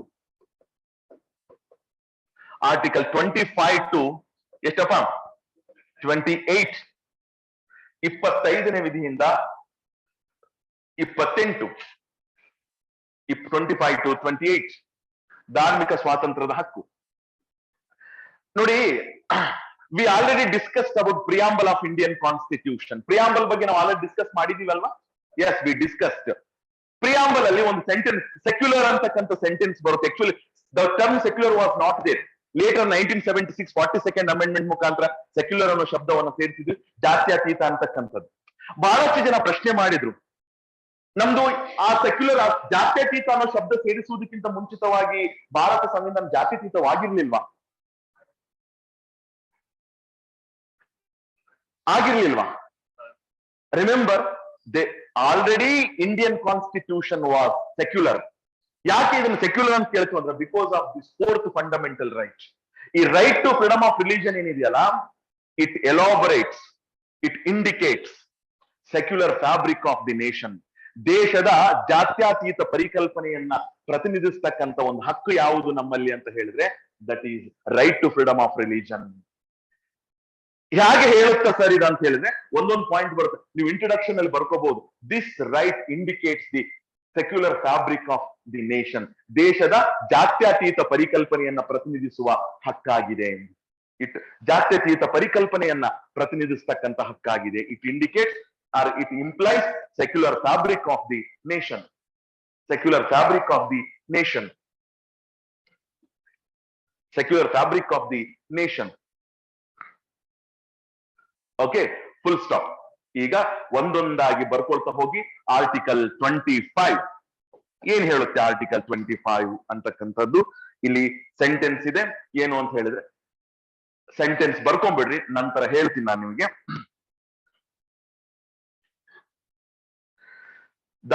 it provides right to freedom of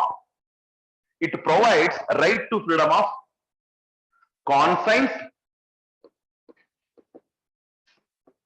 right to freedom of conscience, comma,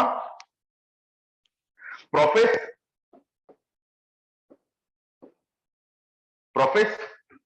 comma,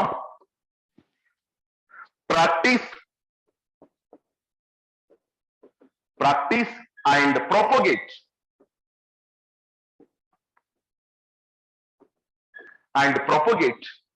any religion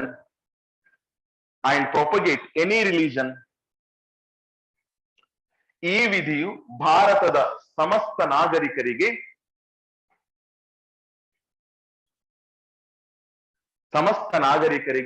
ಯಾವುದೇ ಧರ್ಮವನ್ನು ಹೊಂದುವ, ಕಾನ್ಸೈನ್ಸ್ ಮೀನ್ಸ್ ಹೊಂದುವ, ಪ್ರೊಫೆಸ್ ಅನುಸರಿಸುವ, ಯಾವುದೇ ಧರ್ಮವನ್ನು ಹೊಂದುವ, ಅನುಸರಿಸುವ, ಪ್ರಾಕ್ಟೀಸ್ ಆಚರಿಸುವ, ಅಂಡ್ ಪ್ರೊಪಗೇಟ್ ಪ್ರಚಾರ ಮಾಡುವ ಹಕ್ಕನ್ನು ನೀಡಿದೆ, ಹಕ್ಕು ಹೊಂದಿದ್ದಾರೆ. ದೇಶದ ಏನ ಬರ್ಕೊಂಡು ಕನ್ನಡದಲ್ಲಿ ಸೆಂಟೆನ್ಸ್ ಯಾವ ಅಲ್ಲ Kannada I talking about Kannada. ಯಾವುದೇ ವ್ಯಕ್ತಿಯು ಸಮಸ್ತ ನಾಗರಿಕರು ಈ ವಿಧಿ ಅಡಿಯಲ್ಲಿ ಸಮಸ್ತ ನಾಗರಿಕರು ಯಾವುದೇ ಧರ್ಮವನ್ನು ಹೊಂದುವ, ಅನುಸರಿಸುವ, ಆಚರಿಸುವ ಮತ್ತು ಪ್ರಚಾರ ಮಾಡುವ ಹಕ್ಕನ್ನು ಹೊಂದಿದ್ದಾರೆ.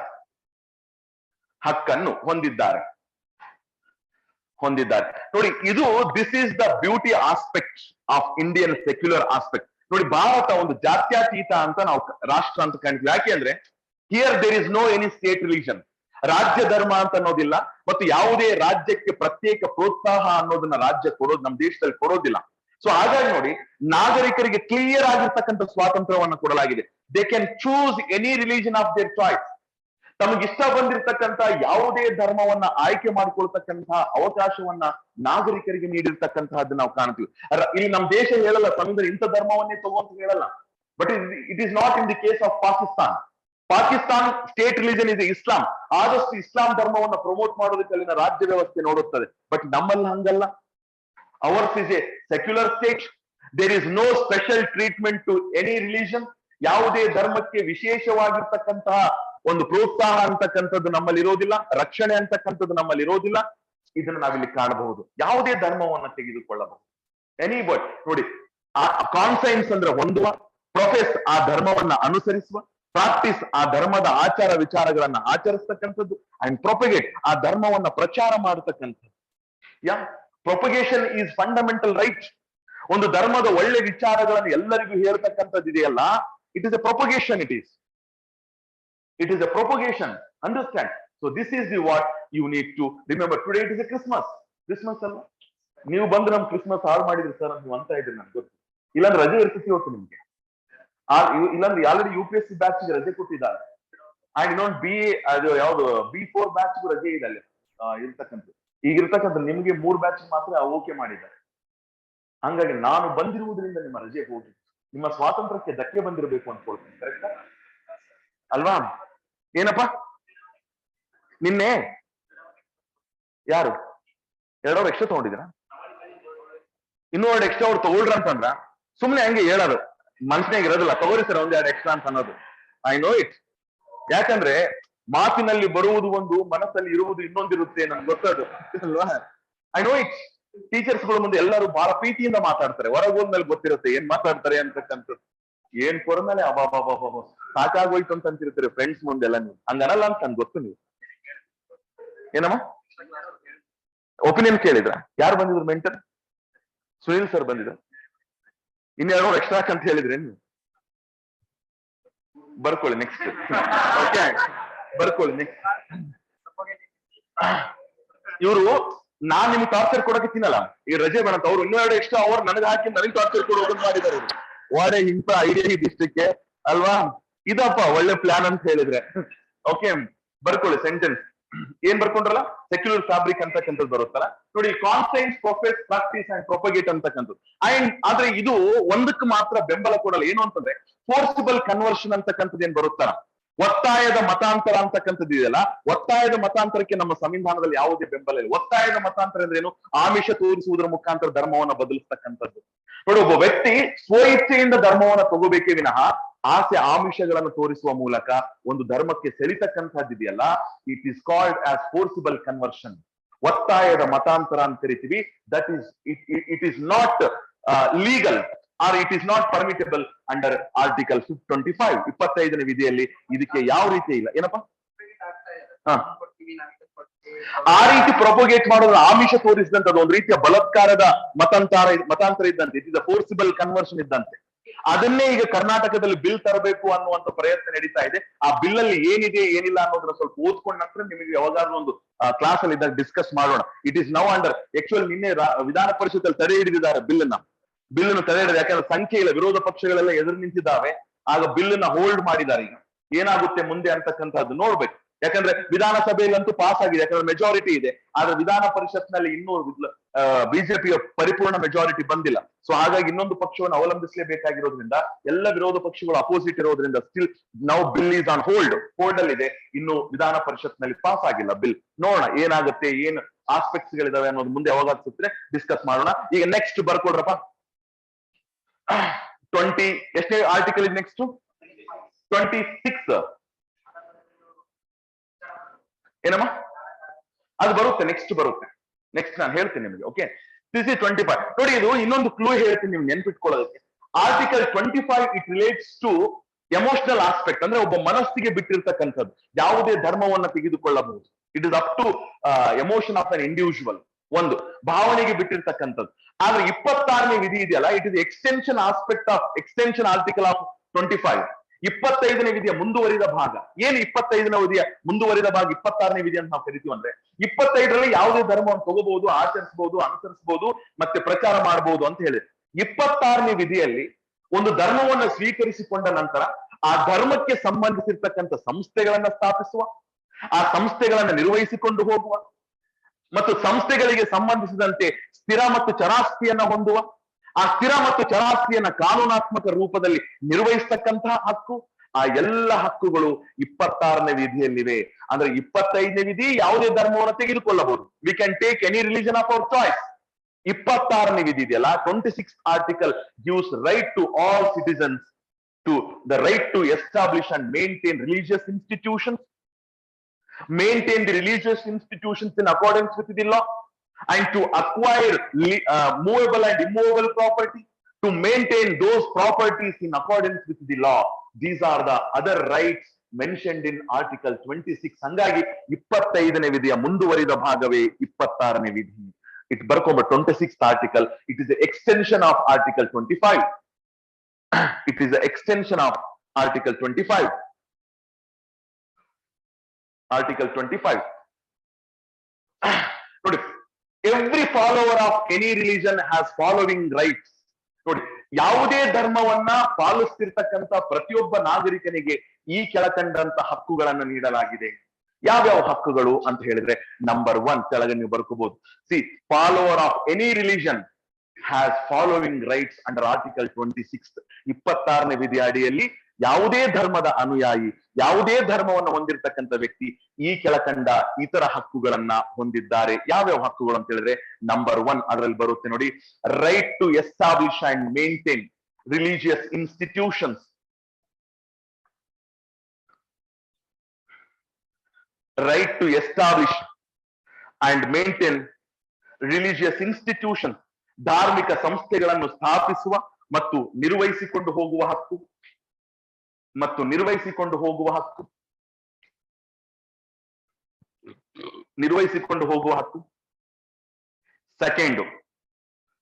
Second one, to manage the affairs of institution in accordance with the law. ಕಾನೂನಿನ ಅಡಿಯಲ್ಲಿ ಸಂಸ್ಥೆಗಳ ಕಾರ್ಯಗಳನ್ನ ನಿರ್ವಹಿಸುವುದು. ಟು ಮ್ಯಾನೇಜ್ ದಿ ಏನ್ ಬರ್ಕೊಂಡ್ರಪ್ಪ? ಅಫೇರ್ಸ್ ಆಫ್ ಅಲ್ಲ, to manage the affairs of institutions in accordance with the law.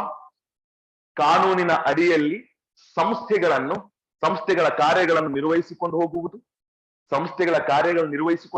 Next 3ನೇದು, third one ಯಾವ್ದು? English ಅಲ್ಲಿ right to manage the affairs of institutions in accordance with the law. In accordance with the law. In accordance with the law. Okay, this is one. And the next one. Next one. To possess the movable and immovable properties. ಸ್ಥಿರ ಮತ್ತು ಚರಾಸ್ತಿಗಳನ್ನು ಹೊಂದುವುದು. ನೋಡಿ, ಧಾರ್ಮಿಕ ಸಂಸ್ಥೆಗಳಿಗೆ ಸಂಬಂಧಪಟ್ಟಂತೆ ಸ್ಥಿರ ಮತ್ತು ಚರಾಸ್ತಿಗಳನ್ನು ಹೊಂದುವುದು. To possess the movable and immovable property relating to religious institution. ಧಾರ್ಮಿಕ ಸಂಸ್ಥೆಗಳಿಗೆ ಸಂಬಂಧಿಸಿದಂತೆ ಸ್ಥಿರ ಮತ್ತು ಚರಾಸ್ತಿಗಳನ್ನ ಹೊಂದುವುದು. ಓಕೆ, ಬರೀ ಆಸ್ತಿಗಳನ್ನ ಹೊಂದುವುದು ಮಾತ್ರವಲ್ಲ, ಆ ಆಸ್ತಿಗಳನ್ನ ಕಾನೂನಾತ್ಮಕ ರೂಪದಲ್ಲಿ ನಿರ್ವಹಿಸುವುದು. Next, last one. To manage such property in accordance with the law. ಕಾನೂನಿನ ಅಡಿಯಲ್ಲಿ ಧಾರ್ಮಿಕ ಆಸ್ತಿಯನ್ನು ನಿರ್ವಹಿಸುವುದು. To manage such property in accordance with the law. In accordance with the law. In accordance with the law. Clear? Sentence is clear ನೋಡಿ. So ಈ 4 ಹಕ್ಕುಗಳನ್ನ ನಾವು ಕಾಣ್ತೀವಿ ನೋಡಿ, ಸುಲಭವಾಗಿ ನೆನ್ಪಿಟ್ಕೋಬಹುದು. ಒಂದು, ಸಂಸ್ಥೆಗಳನ್ನ ಕಟ್ಟತಕ್ಕಂಥದ್ದು, ಆ ಸಂಸ್ಥೆಗಳ ನಿರ್ವಹಿಸುವುದು. ಎರಡಾಯ್ತು. ಮೂರನೇದು, ಆಸ್ತಿಯನ್ನ ಹೊಂದುವುದು, ಆ ಆಸ್ತಿಯನ್ನ ಸರಿಯಾಗಿ ನಿರ್ವಹಿಸ್ತಕ್ಕಂಥದ್ದು. ಸೊ ಈಗ probably see why we have n number of temples, n number of church and ಮಸ್ಜಿದ್ ಅಂತ ಬಂದಾಗ they have right to establish. ನೋಡಿ, 26ನೇ ವಿಧಿಯಲ್ಲಿ ಕ್ಲಿಯರ್ ಆಗಿದ್ದ ಫಂಡಮೆಂಟಲ್ ರೈಟ್. ಯಾರೂ ಸಹ ಧಾರ್ಮಿಕ ಸಂಸ್ಥೆಗಳನ್ನ ಕಟ್ಟುವ ಕೆಲಸ ಅವರ ಹಕ್ಕಿನಿಂದ ಯಾರಿಗೂ ವಂಚಿತರನ್ನಾಗಿ ಮಾಡುವಂತಿಲ್ಲ. ನಾಳೆ ನೀವು ಸಹ ಒಂದು ಡಿಸೈಡ್ ಮಾಡೋ ಒಂದು ಟೆಂಪಲ್ ಕಟ್ಟಬಹುದು. It is your fundamental right. ಯಾರು ಸಹ ಪ್ರಶ್ನೆ ಮಾಡುವಂತಿಲ್ಲ ಅದನ್ನ, ಹಕ್ಕಿಗೆ ಸಂಬಂಧಿಸಿದಂತೆ. ಅಂಡರ್ಸ್ಟ್ಯಾಂಡ್? ಮತ್ತು ಅವುಗಳನ್ನು ನಿರ್ವಹಿಸಬಹುದು. ಹಂಗಾಗಿನೇ ನಮ್ಮಲ್ಲಿ ದೇವಸ್ಥಾನಗಳು, ಚರ್ಚ್ಗಳು, ಮಸೀದಿಗಳು ಎಲ್ಲಂದ್ರಲ್ಲಿ ಕಾಣ್ತವೆ. Because every one has right to establish religious institution. ಅವುಗಳ ಧಾರ್ಮಿಕ ಸಂಸ್ಥೆಗಳಂತಾನೆ ಕರೀತಕ್ಕಂಥದ್ದು, ಗೊತ್ತಿರಲಿ ನಿಮ್ಗೆ. ಮತ್ತು ಅವುಗಳ ವ್ಯವಹಾರಗಳು ನಿರ್ವಹಿಸಿಕೊಂಡು ಹೋಗ್ತಕ್ಕಂಥದ್ದು, ಆ ಸಂಸ್ಥೆಗಳು ನಿರ್ವಹಿಸಿಕೊಂಡು ಹೋಗ್ತಕ್ಕಂಥದ್ದು ಯಾವಾಗಲೂ ಕಾನೂನು ಪ್ರಕಾರವಲ್ಲೇ ಇರಬೇಕಾಗುತ್ತೆ. ಮತ್ತು ಆಸ್ತಿಯನ್ನು ಹೊಂದುವುದು. ನೋಡಿ, ಇವತ್ತು ಟೆಂಪಲ್ಗಳಲ್ಲಿ ಸಿಕ್ಕಾಪಟ್ಟೆ ಆಸ್ತಿ ಇರುತ್ತೆ. Movable property and immovable property ಅಂತ ಬರುತ್ತೆ. ಸ್ಥಿರಾಸ್ತಿ ಅಂತಂದ್ರೆ ಭೂಮಿ ಆಗಿರ್ಬೋದು, ಕಟ್ಟಡಗಳಾಗಿರ್ಬೋದು, ಇದು ಸ್ಥಿರಾಸ್ತಿ ಅಂತಕ್ಕಂಥ ಬರುತ್ತೆ. ಇಮ್ಮೂವೇಬಲ್ ಪ್ರಾಪರ್ಟಿ ಅಂತಕ್ಕಂಥದ್ದು ಲ್ಯಾಂಡು, ಬಿಲ್ಡಿಂಗು, ಇಮ್ಮೂವೇಬಲ್ ಪ್ರಾಪರ್ಟಿ ಸ್ಥಿರಾಸ್ತಿ. ಚರಾಸ್ತಿ ಅಂತ ಬರುತ್ತೆ, cash, easily which can be transacted, ವಿನಿಮಯ ಮಾಡತಕ್ಕಂಥ ಸಾಧನಗಳು. ಈ ಬಂಗಾರ ಆಗಿರ್ಬೋದು, ಬೆಳ್ಳಿ ಆಗಿರ್ಬೋದು, ನಗದು ಆಗಿರ್ಬೋದು, ಇದನ್ನ ನಾವೇನಂತ ಕರಿತೀವಿ? ಚರಾಸ್ತಿ ಅಂತ ಕರಿತೀವಿ ಇದನ್ನ. Movable property. So all can have movable and immovable property relating to religious institution. ಆ ರಿಲಿಜಿಯಸ್ ಮ್ಯಾಟರ್ಗೆ ಸಂಬಂಧಪಟ್ಟಂತೆ ಆಸ್ತಿಯನ್ನ ಹೊಂದಬಹುದು. ಆದ್ರೆ ಆಸ್ತಿಯನ್ನ ಹೊಂದಿದ ತಕ್ಷಣ ಅದನ್ನ ಹೆಂಗ್ ಬೇಕಾದ್ರೂ ನಿರ್ವಹಿಸಬಹುದು ಏನಂತಂದ್ರೂ ಕಾನೂನಿನ ಅಡಿಯಲ್ಲೇ ನಿರ್ವಹಿಸಬೇಕಾಗುತ್ತದೆ. ಕಾನೂನಿನ ಅಡಿಯಲ್ಲಿ ನಿರ್ವಹಿಸಬೇಕಾಗುತ್ತೆ. ಇವಾಗ ದೊಡ್ಡ ದೊಡ್ಡ ಟೆಂಪಲ್ಗಳೆಲ್ಲ ವಕ್ಫ್ ಬೋರ್ಡಿಗೆ ಸಂಬಂಧಪಟ್ಟಿರ್ತವೆ. ಮುಜರಾಯಿ ಇಲಾಖೆಯವರು ನೋಡ್ಕೊಳ್ತಾ ಇರ್ತಾರೆ. ಅಲ್ಲಿಗೆ ಏನ್ ಕಾನೂನು ಇರುತ್ತೆ ಅದ್ರ ಪ್ರಕಾರನಲ್ಲಿ ದೇವಸ್ಥಾನಗಳ ಆಸ್ತಿಯನ್ನ ನಿರ್ವಹಿಸಬೇಕಾಗುತ್ತೆ. ದೇವಸ್ಥಾನಗಳ ಆಸ್ತಿಯನ್ನ ನಿರ್ವಹಿಸಬೇಕಾಗುತ್ತೆ. Understand? So this is what you need to know with respect to article 26. ನೋಡಿ, ಎಕ್ಸ್ಟೆನ್ಷನ್ ಆಫ್ ಆರ್ಟಿಕಲ್ 25. 25 ಯಾವುದೇ ಧರ್ಮವನ್ನ ತಗೋ, 26 ಧರ್ಮಕ್ಕೆ ಸಂಬಂಧಪಟ್ಟಿರ್ತಕ್ಕಂಥ ಚಟುವಟಿಕೆಗಳನ್ನ ಮಾಡುವುದಕ್ಕೆ ನಿಮಗೆ ಸಂಪೂರ್ಣ ಸ್ವಾತಂತ್ರ್ಯ ಇರುತ್ತೆ. ಅದು ಸಂಸ್ಥೆಗಳನ್ನಾದ್ರೂ ಕಟ್ಟಬಹುದು, ಆಸ್ತಿಯನ್ನಾದ್ರೂ ಸಹ ನೀವು ಮಾಡಬಹುದು. This is the one. And another important aspect ಇದೆ. Sir, is there tax on the income of religious institution? ಧಾರ್ಮಿಕ ಸಂಸ್ಥೆಗಳಲ್ಲಿ ಹಣ ಇರುತ್ತಲ್ಲ, ಆಸ್ತಿ ಇರುತ್ತೆ, ಅದ್ರ ಮೇಲೆ ತೆರಿಗೆ ಅಂತಕ್ಕಂಥದ್ದು ಇರುತ್ತೆ ಅಂತ ಕೇಳಿದ್ರೆ, no, it is exempted from the tax. ಅದಕ್ಕೆ ತೆರಿಗೆ ಅಂತಕ್ಕಂಥದ್ದು ಇರೋದಿಲ್ಲ. ಯಾವುದೇ ಧರ್ಮದ ಮೇಲೆ ತೆರಿಗೆಯನ್ನು ವಿಧಿಸುವಂತಿಲ್ಲ. ಬರುತ್ತೆ, ನಾನು ಹೇಳ್ತೀನಿ ಮುಂದೆ ನಿಮಗೆ. ಈಗ ನೆಕ್ಸ್ಟ್ ಬರುತ್ತೆ, ಬರ್ಕೊಂಡು 27th ಆರ್ಟಿಕಲ್ ಅಲ್ಲಿ ಕ್ಲಿಯರ್ ಆಗಿ ಬರುತ್ತೆ. ಎಸ್, ಒಂದು ಹೌದೌದು. ಯಾವುದು? Okay okay.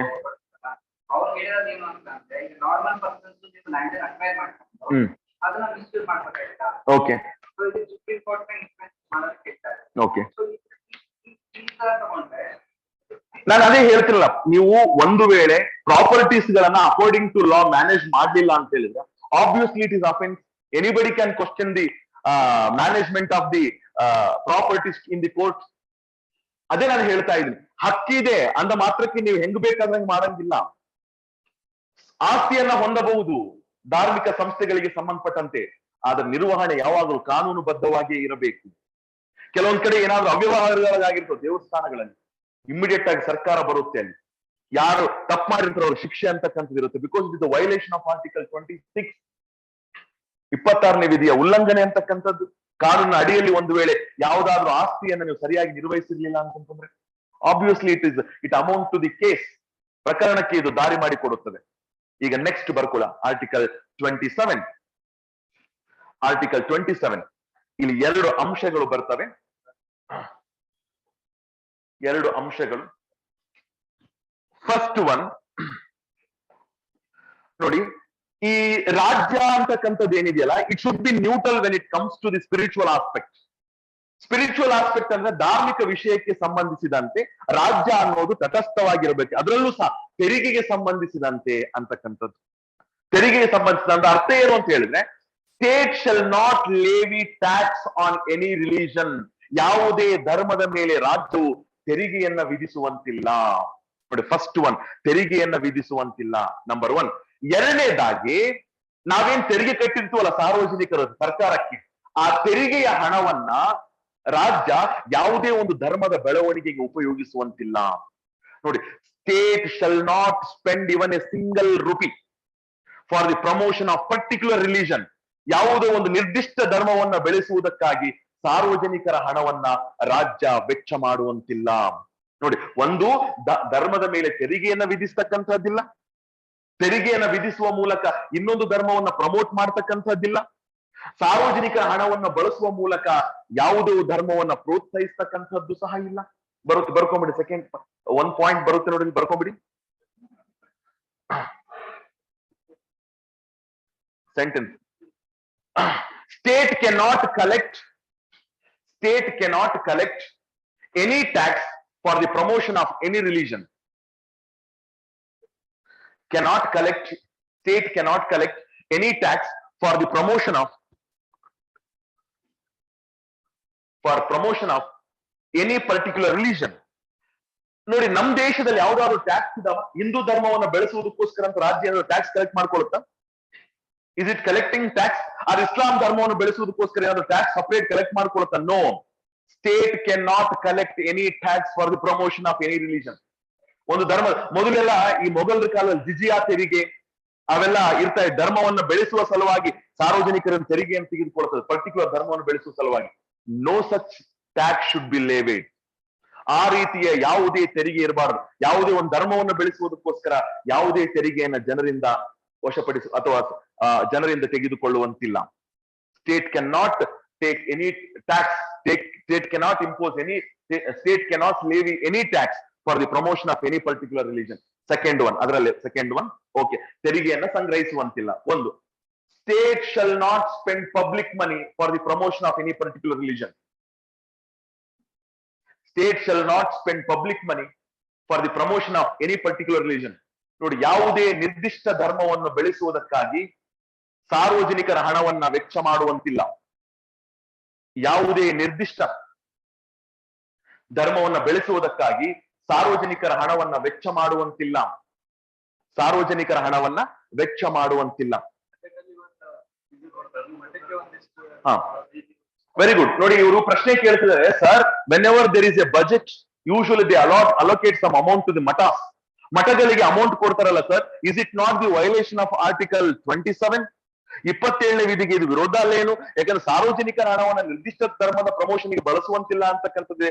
Mathas are part of Hindu religion ಅಂತ ಕೇಳಿದಾಗ ಅಲ್ಲೊಂದು ಎಕ್ಸ್ಪ್ಲನೇಷನ್ ಬರುತ್ತೆ. ಏನು ಅಂತ ಹೇಳಿದ್ರೆ, see, grant has been allocated to the mathas not as a part of religion but as a part of social service. ಮಠಗಳು ಸಮಾಜ ಸೇವೆಯನ್ನ ಮಾಡ್ತಾ ಇವೆ, ಉಚಿತ ಶಿಕ್ಷಣವನ್ನ ಕೊಡ್ತಾ ಇವೆ, ಸೇವೆಯಲ್ಲಿ ತೊಡಗಿರುವುದರಿಂದ ಅವುಗಳನ್ನು ಸೇವಾ ಸಂಸ್ಥೆಗಳಂತ ಪರಿಗಣಿಸಿ ರಾಜ್ಯ ಅಮೌಂಟ್ ಅನ್ನ ಕೊಡಬಹುದು. ಅದು ಯಾವ್ದಾದ್ರೂ ಸಂಸ್ಥೆ ಆಗಿರ್ಲಿ, ಮಠಾಸ್ ಆಗಿರ್ಲಿ, ಯಾವುದೋ ದತ್ತಿ ಆಗಿರ್ಲಿ, ಹಣವನ್ನು ಕೊಡುತ್ತೆ, ಸರ್ಕಾರ ಸಮರ್ಥಿಸಿಕೊಳ್ಳುತ್ತೆ. It should not be treated as a part of religion. It should be treated as a part of society. ಯಾವ್ದು ಪಾಠ ಮಠಗಳಲ್ಲಿ ಯಾವ್ದು ಸ್ವತಂತ್ರವಾಗಿರ್ತಕ್ಕಂಥದ್ದು, ಅಲ್ಲಿ ಹಣವನ್ನ ಕೊಟ್ಟು ಸಮಾಜ ಸೇವೆಗೆ ಪ್ರೋತ್ಸಾಹಿಸ್ತಕ್ಕಂಥದ್ದು ಅಷ್ಟೇ. ಅಲ್ಲಿ ಬಿಟ್ರೆ ಮತ್ತೆ ಯಾವುದೇ ರೀತಿಯಾಗಿರ್ತಕ್ಕಂಥ ಉದ್ದೇಶ ಅಲ್ಲಿ ಬರೋದಿಲ್ಲ. ಏನಮ್ಮ?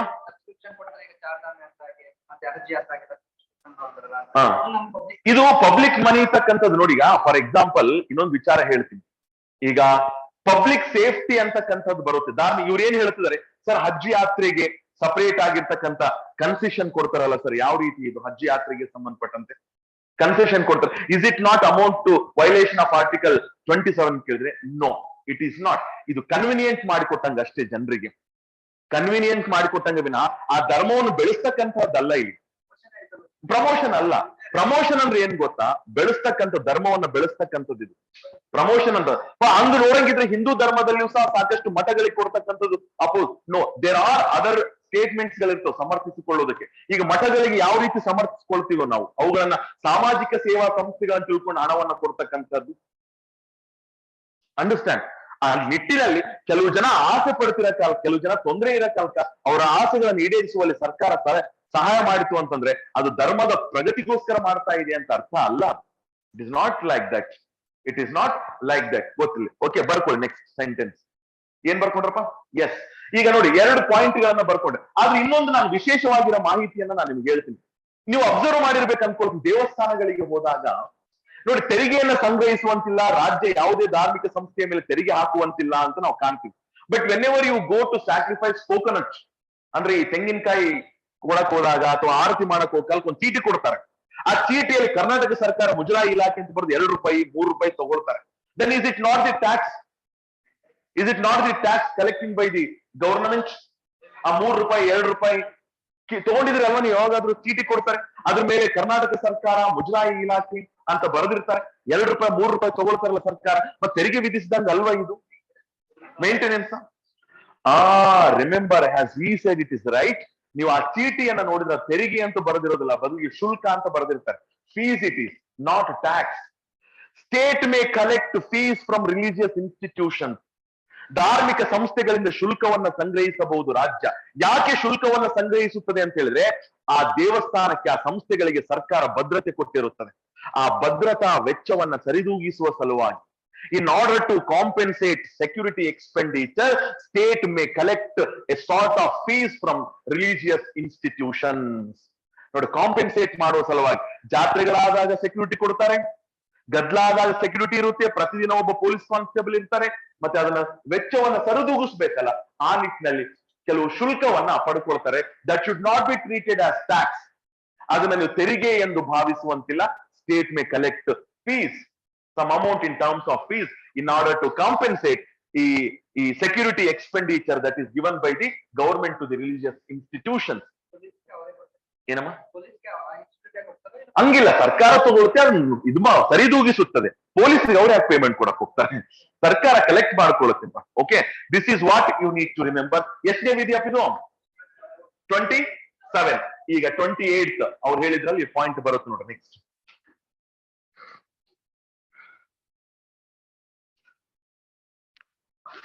next 28th last. No religious instructions in government schools,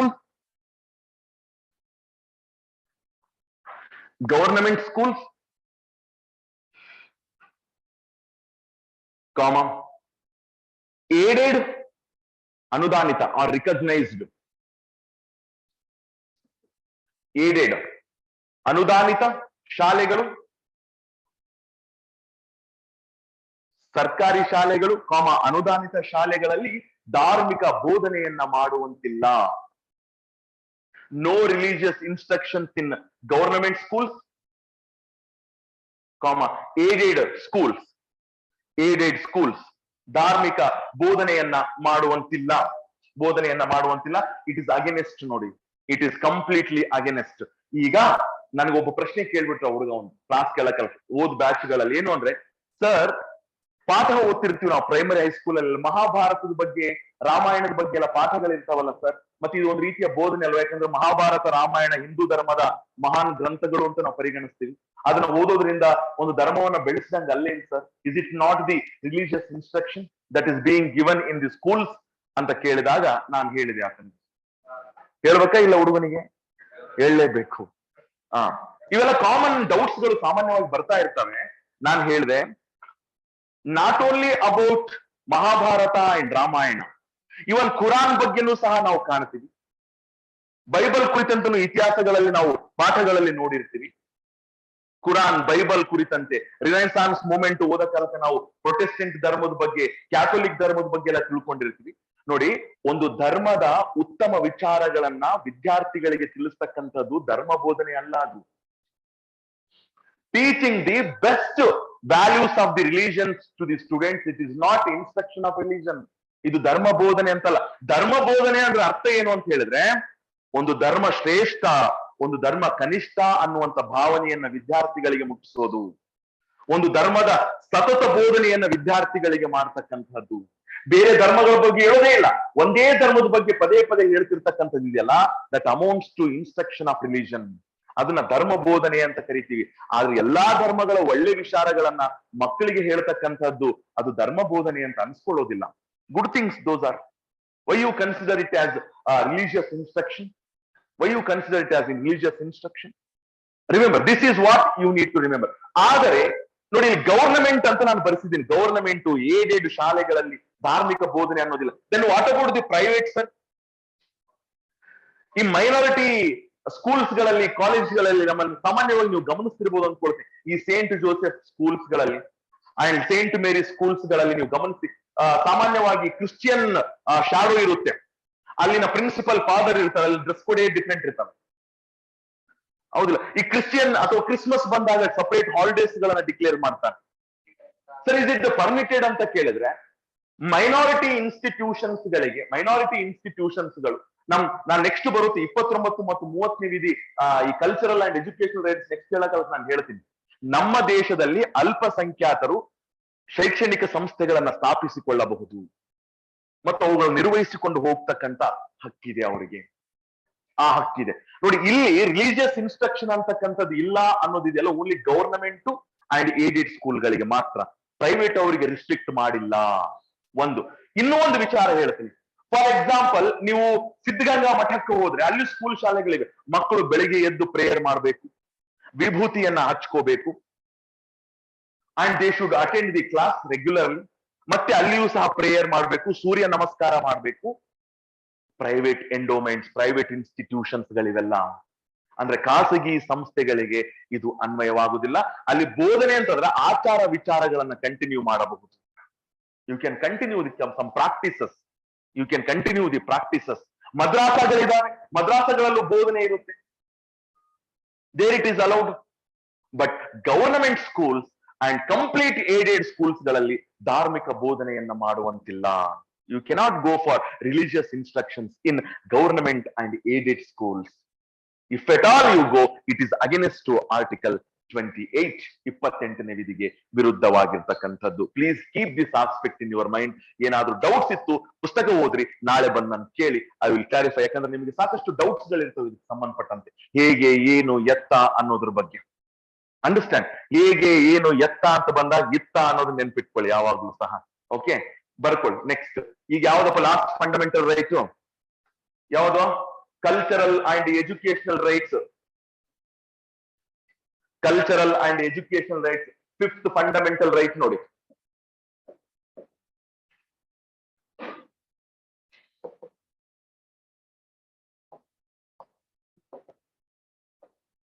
cultural and educational rights ಎಷ್ಟನೇ ವಿಧಿಯಿಂದ ಎಷ್ಟನೇ ವಿಧಿಗೆ ಇರಪ್ಪ? 29, 30. ಇಲ್ಲಿ 3 ವಿಧಿಗಳವ, ಬಹಳ ಸುಲಭ. ನಿಮ್ಗೆ ವಿಧಿಗಳು ಕಡಿಮೆ ಇದ್ದಷ್ಟು ಬಹಳ ಇಂಟ್ರೆಸ್ಟ್ ಇರುತ್ತಲ್ಲ, ಯಾಕಂದ್ರೆ ಬೇಗ ಮುಗಿದೋಗ್ಬಿಡ್ತದೆ ಇದು ವಿಧಿ, ಈ ಫಂಡಮೆಂಟಲ್ ರೈಟ್ ಅಂತಕ್ಕಂಥದ್ದು. ಇನ್ ಮುಂದೆ ಬಹಳ ಸರಳ ಅದಾವ. ಇದ್ರಾಗ ನಿನ್ನೆ 2 ಬರ್ತಾವ. ನೆಕ್ಸ್ಟ್ 6ನೇ ಮೂಲಭೂತ ಒಂದೇ ಒಂದು ವಿಧಿ ಬರ್ತಾವ, 32ನೇ ವಿಧಿ. ಓಕೆ, ಈಗ ಏನಿದು ಅಂತ ಹೇಳಿದ್ರೆ ನೋಡಿ, ಹೆಸರೇ ಕಲ್ಚರಲ್ ಅಂಡ್ ಎಜುಕೇಶನಲ್ ರೈಟ್ಸ್ ಅಂತ ಬರುತ್ತೆ. ಅಂದ್ರೆ ಸಾಂಸ್ಕೃತಿಕ ಮತ್ತು ಶೈಕ್ಷಣಿಕ ಹಕ್ಕುಗಳು ಅಂತಕ್ಕಂಥದ್ದು. ನಿಮಗ ಒಂದು ವೆಲ್ ಇನ್ ಅಡ್ವಾನ್ಸ್ ಒಂದು ಪಾಯಿಂಟ್ ಹೇಳೇ ಬಿಡ್ತೀನಿ ನಾನು. It is not for all, ಎಲ್ಲರಿಗೂ ಈ ಹಕ್ಕುಗಳನ್ನ ಕೊಟ್ಟಿಲ್ಲ. It is meant for minorities of the nation. ದೇಶದ ಅಲ್ಪಸಂಖ್ಯಾತರುಗಳಿಗೆ ನೀಡಲಾಗಿರ್ತಕ್ಕಂಥ ಹಕ್ಕುಗಳನ್ನ ಇಲ್ಲಿ ನಾವು ಕಾಣುತ್ತೇವೆ. ಕಲ್ಚರಲ್ ಅಂಡ್ ಎಜುಕೇಶನಲ್ ರೈಟ್ಸ್ ನೋಡಿ, it is the main characteristic. These rights are meant for minorities. ನಾನು ಅದೇ ಹೇಳ್ತೀನಿ. Next, wait for a while.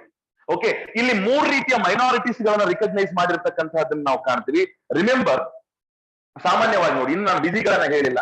There are 3 types of minorities we have recognized. ಒಂದು ರಿಲಿಜಿಯಸ್ ಮೈನಾರಿಟೀಸ್. ರಿಲಿಜಿಯಸ್ ಏನ್ spelling? RLIGIOUS, ಕರೆಕ್ಟಾ? Yes, religious minorities ಒಂದು. And second one linguistic minorities. And third one cultural minorities ಅಂತ ಬರುತ್ತೆ. ನೋಡಿ, 3 ರೀತಿಯ minorities ಗಳನ್ನ ನಾವು ಗುರುತಿಸಬಹುದು. ರಿಲಿಜಿಯಸ್ ಮೈನಾರಿಟೀಸ್ ಅಂದ್ರೆ ಯಾರು? Muslims, Jains, Sikh, Christian, other than Hindu religion. Hindu ಧರ್ಮ ಮೆಜಾರಿಟಿ ಹೊಂದಿರತಕ್ಕಂಥ ಧರ್ಮ. ಅದರ್ ದೆನ್ ಹಿಂದೂ ರಿಲಿಜನ್ ಯಾರೇ ಇದ್ರು ಸಹ ಅವ್ರನ್ನ ಮೈನಾರಿಟೀಸ್ ರಿಲಿಜನ್ ಅಂತ ಕರಿತೀವಿ, ರಿಲಿಜಿಯಸ್ ಮೈನಾರಿಟೀಸ್. ಇನ್ನೊಂದು ಲಿಂಗ್ವಿಸ್ಟಿಕ್ ಮೈನಾರಿಟೀಸ್ ಅಂತ ಕರಿತೀವಿ. ಭಾಷಾವಾರು ಅಲ್ಪಸಂಖ್ಯಾತರು ಅಂತಕ್ಕಂಥದ್ದು ಬರುತ್ತೆ. ಭಾಷಾವಾರು ಅಲ್ಪಸಂಖ್ಯಾತರು ಅಂತಂದ್ರೆ, ಫಾರ್ ಎಕ್ಸಾಂಪಲ್ ಇನ್ ಕರ್ನಾಟಕ ಯಾರಾದ್ರೂ ತೆಲುಗು ಸ್ಪೀಕಿಂಗ್ ಪೀಪಲ್ ಇದ್ರು ಅಂತ ಹೇಳಿದ್ರೆ ದೇ ಆರ್ ಮೈನಾರಿಟೀಸ್ ಇನ್ ಕರ್ನಾಟಕ. ಅದೇ ಆಂಧ್ರದಲ್ಲಿ ಕನ್ನಡ ಮಾತಾಡೋರು ಬಾರ್ಡರ್ ಪ್ರದೇಶದಲ್ಲಿ ಇದ್ರು ಅಂತಂದ್ರೆ ದೇ ಆರ್ ಮೈನಾರಿಟೀಸ್ ಇನ್ ಆಂಧ್ರ ಪ್ರದೇಶ್. ಲಂಬಾಣಿಸ್ ಇದ್ದಾರೆ. ನೆಕ್ಸ್ಟ್ ಹೇಳ್ತೀನಿ ನಾನು ನಿಮಗೆ. ನೆಕ್ಸ್ಟ್ ಕಲ್ಚರಲ್ ಮೈನಾರಿಟೀಸ್ ಅಂತಕ್ಕಂಥದ್ದು ಬರುತ್ತೆ. ಲಂಬಾಣಿಸ್ ಅವ್ರ ವೇಷಭೂಷಣ ಡಿಫ್ರೆಂಟ್ ಆಗಿರುತ್ತೆ, ಭಾಷೆ ಡಿಫ್ರೆಂಟ್ ಆಗಿದೆ. They come under linguistic minorities as well as cultural minorities ಅಲ್ವಾ? ಈ ಬುಡಕಟ್ಟು ಜನರು, ಅವ್ರ ಕಲ್ಚರ್ ಬೇರೆ ಇರುತ್ತೆ. ನೋಡಿ, ಈ ರೀತಿಯ 3 ಅಲ್ಪಸಂಖ್ಯಾತ ಗುಂಪುಗಳನ್ನ ನಾವು ಗುರುತಿಸ್ತೀವಿ. 3 ಅಲ್ಪಸಂಖ್ಯಾತ ಗುಂಪುಗಳನ್ನ ನಾವು ಗುರುತಿಸ್ತೀವಿ. This is the one. ಇದಾದ ನಂತರ ಈಗ ನಾವು 29ನೇ ವಿಧಿಗೆ ಹೋಗೋಣ. ಏನ್ ಹೇಳುತ್ತೆ 29ನೇ ವಿಧಿ ಅಂತ ಬಂದ್ರೆ, ಸೆಂಟೆನ್ಸ್ ನೋಡಿ. ಈ 29th ಆರ್ಟಿಕಲ್ ಯಾರಿಗೆ ಸಂಬಂಧಪಟ್ಟಿದೆ ಅಂತಂದ್ರೆ ಆಲ್ ದೀಸ್ 3 ಮೈನಾರಿಟೀಸ್. 29ನೇ ವಿಧಿ ಒಂದು ಅವಕಾಶವನ್ನ ಕೊಟ್ಟಿದೆ ಯಾರಿಗೆ? ಅಲ್ಪಸಂಖ್ಯಾತರು. ಯಾರು ಅಲ್ಪಸಂಖ್ಯಾತ ಅಂದ್ರೆ ಧಾರ್ಮಿಕ ಅಲ್ಪಸಂಖ್ಯಾತರು, ಮತ್ತೆ ಭಾಷಾವಾರು ಅಲ್ಪಸಂಖ್ಯಾತರು ಅಂಡ್ ಸಾಂಸ್ಕೃತಿಕ ಅಲ್ಪಸಂಖ್ಯಾತರು ಅಂತಕ್ಕಂಥದ್ದು.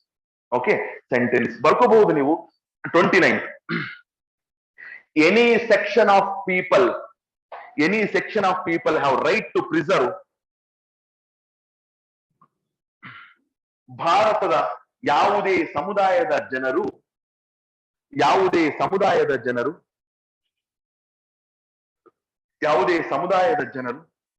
Any section of people have right to preserve their distinct language,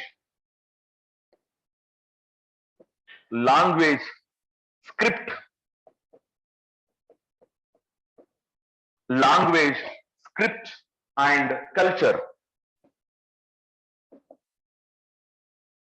ದೇಶದ ಯಾವುದೇ ಸಮುದಾಯದ ಜನರು ತಮ್ಮ ವಿಶಿಷ್ಟವಾದ ಭಾಷೆ, ಲಿಪಿ ಮತ್ತು ಸಂಸ್ಕೃತಿಯನ್ನ ಸಂರಕ್ಷಿಸಿಕೊಳ್ಳುವ ಹಕ್ಕನ್ನು ಹೊಂದಿದ್ದಾರೆ. Any section of people have the right to preserve their distinct language, script and culture. This is the point number 1. Okay, so clear ಆಗಿ ಗೊತ್ತಾಯ್ತು. ಇಲ್ಲಿ ಲ್ಯಾಂಗ್ವೇಜ್, ಸ್ಕ್ರಿಪ್ಟ್ ಅಂಡ್ ಕಲ್ಚರ್ ಅಂತಕ್ಕಂಥದ್ದು ಬರುತ್ತೆ. ನೋಡಿ, ಭಾಷೆ ಅಂತಕ್ಕಂಥದ್ದು ಮತ್ತು ಲಿಪಿ ಅಂತಕ್ಕಂಥದ್ದು. ಭಾಷೆಯನ್ನ ಕಾಪಾಡಿಕೊಳ್ತಕ್ಕಂಥ ಹಕ್ಕು ಎಲ್ರಿಗೂ ಸಹ ಇದೆ, ಎಲ್ಲ ಮೈನಾರಿಟೀಸ್ಗೂ ಸಹ ಇದೆ. ಇವನ್ ಲಿಪಿಯೂ ಸಹ ಅಂಡ್ ಕಲ್ಚರ್ ಸಹ ಬರುತ್ತೆ. ಎಲ್ರಿಗೂ ಇದನ್ನ ಸಂರಕ್ಷಿಸಿಕೊಳ್ತಕ್ಕಂಥ ಹಕ್ಕಿದೆ. ಇಲ್ಲಿ ಇನ್ನೊಂದು ಆಸ್ಪೆಕ್ಟ್ ಸಹ ಬರುತ್ತೆ. ನೆಕ್ಸ್ಟ್ ಪಾಯಿಂಟ್ ಬರ್ಕೊಳ್ಳಿ ಕೆಳಗಡೆ. ನೋಡಿ, ಶಾಲಾ ಕಾಲೇಜುಗಳಲ್ಲಿ ಅಡ್ಮಿಷನ್ ಅನ್ನು ತಗೊಳಕಾಲ there should not be deny of admission on the basis of religion, caste. ನೋಡಿ, ಧರ್ಮ, ಜಾತಿಯ ಆಧಾರದ ಮೇಲೆ ವಿದ್ಯಾರ್ಥಿಗಳಿಗೆ ದಾಖಲಾತಿಯನ್ನು ನಿರಾಕರಿಸುವಂತಿಲ್ಲ. ಫಾರ್ ಎಕ್ಸಾಂಪಲ್, ಮೈನಾರಿಟೀಸ್ಗೆ ನಾನು ಮುಂದೆ ನೆಕ್ಸ್ಟ್ ಆರ್ಟಿಕಲ್ ಅಲ್ಲಿ ಬರುತ್ತೆ, ಅವರು ಶಾಲೆಗಳನ್ನ ಸ್ಥಾಪಿಸಿಕೊಳ್ಳಬಹುದು. Minorities have the right to establish educational institution. ಹಂಗಾಗಿ ನಮ್ಮಲ್ಲಿ ಇನ್ಫೆಂಟ್ ಜೇಸಸ್ ಸ್ಕೂಲ್ಗಳನ್ನ ಕಾಣಬಹುದು, ಸೇಂಟ್ ಮೇರಿ ಸ್ಕೂಲ್ಸ್. ಅಂದ್ರೆ minorities have the right to establish schools. ಯಾರಾದ್ರೂ ಒಬ್ಬ ಮೈನಾರಿಟಿ ಕಮ್ಯುನಿಟಿಯಿಂದ ಶಾಲೆಗೆ ಬಂದು ಯಾವುದೋ ಒಂದು ಬೇರೆ ಶಾಲೆಗೆ ಬಂದು ಅಡ್ಮಿಷನ್ ತಗೊಳಕಾಲ್ಕ ನಾವೇನಾದ್ರೂ ಅಬ್ಜೆಕ್ಷನ್ ಮಾಡಿದ್ರೆ, ನಿಮಗೆ ಸಪರೇಟ್ ಸ್ಕೂಲ್ ನೀವು ಅಲ್ಲಿಗೆ ಹೋಗ್ರಿ, ಇಲ್ಲಿ ಬರಕ್ ಹೋಗ್ಬಾಡ್ರಿ ಅಂತಂದ್ರೆ, no, one should not be denied his admission on the basis of religion, race and caste ಬರುತ್ತೆ. ನೆಕ್ಸ್ಟ್ ಬರ್ಕೊಳ್ಳಿ, ಎಲ್ಲದರಲ್ಲೂ ಬರುತ್ತೆ. ಎಲ್ಲದರಲ್ಲೂ ಬರುತ್ತೆ. No one can be denied. ಯಾರಿಗೂ ಸಹ ಅಡ್ಮಿಷನ್ ಅನ್ನ ಡಿನೈ ಮಾಡುವಂತಿಲ್ಲ. ಬರ್ಕೊಂಡ್ಬಿಡಿ next. No person is denied permission in government education institution.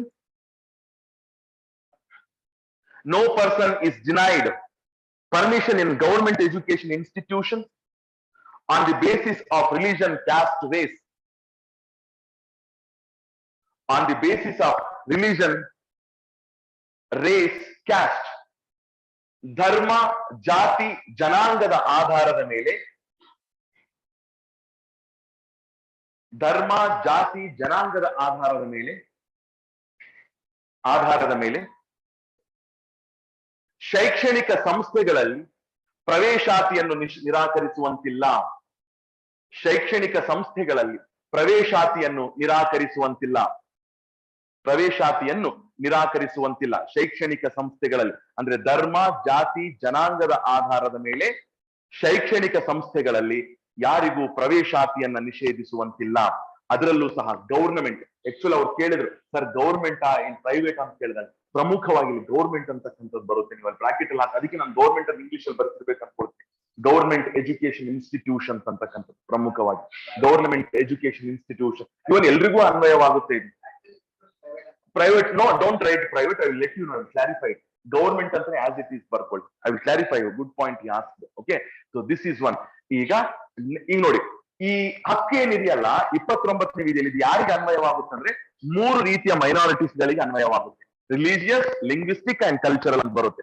ಆದ್ರೆ ನೆಕ್ಸ್ಟ್ ಈಗ 30ನೇ ವಿಧಿ ಹೇಳ್ತೀನಲ್ಲ ನಾನು, 30th ಆರ್ಟಿಕಲ್, ಇದು ಯಾರಿಗೆ ಅನ್ವಯ ಆಗುತ್ತೆ ಅಂದ್ರೆ ಇಲ್ಲಿ 3 ಬರಲ್ಲ, 2 ಬರ್ತದೆ. ಏನು ಅಂದ್ರೆ only to religious minorities and linguistic minorities, not to cultural minorities. ಏನ್ ಸರ್ ಇದು 30ನೇ ವಿಧಿ ಅಂತ ಬಂದಾಗ ನೆಕ್ಸ್ಟ್ ಬರ್ಕೋಬಹುದು 30th ಆರ್ಟಿಕಲ್. ಒಂದ್ ಸೆಂಟೆನ್ಸ್ ಹಾಕೊಂಡ್ಬಿಡಿ. 30th ಆರ್ಟಿಕಲ್ ಏನು ಅಂತ ಹೇಳಿದ್ರೆ,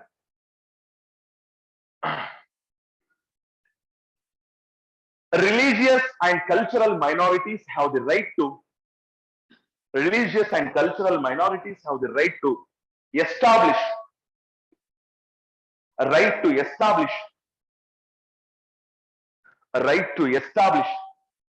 educational institutions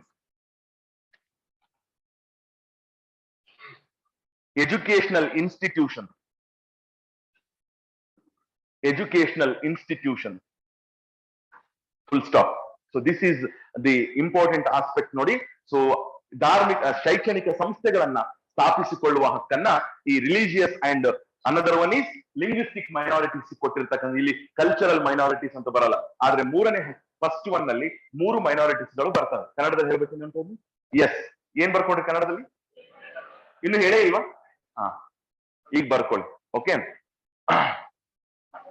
ಭಾಷಾವಾರು ಮತ್ತು ಧಾರ್ಮಿಕ ಅಲ್ಪಸಂಖ್ಯಾತರು ಶೈಕ್ಷಣಿಕ ಸಂಸ್ಥೆಗಳನ್ನ ಸ್ಥಾಪಿಸುವ ಮತ್ತು ನಿರ್ವಹಿಸಿಕೊಂಡು ಹೋಗುವ. ಕಲ್ಚರಲ್ ಬರ್ಸಿದಿನ? ಲಿಂಗ್ವಿಸ್ಟಿಕ್ ಬರ್ಕೊಳ್ಳಿ.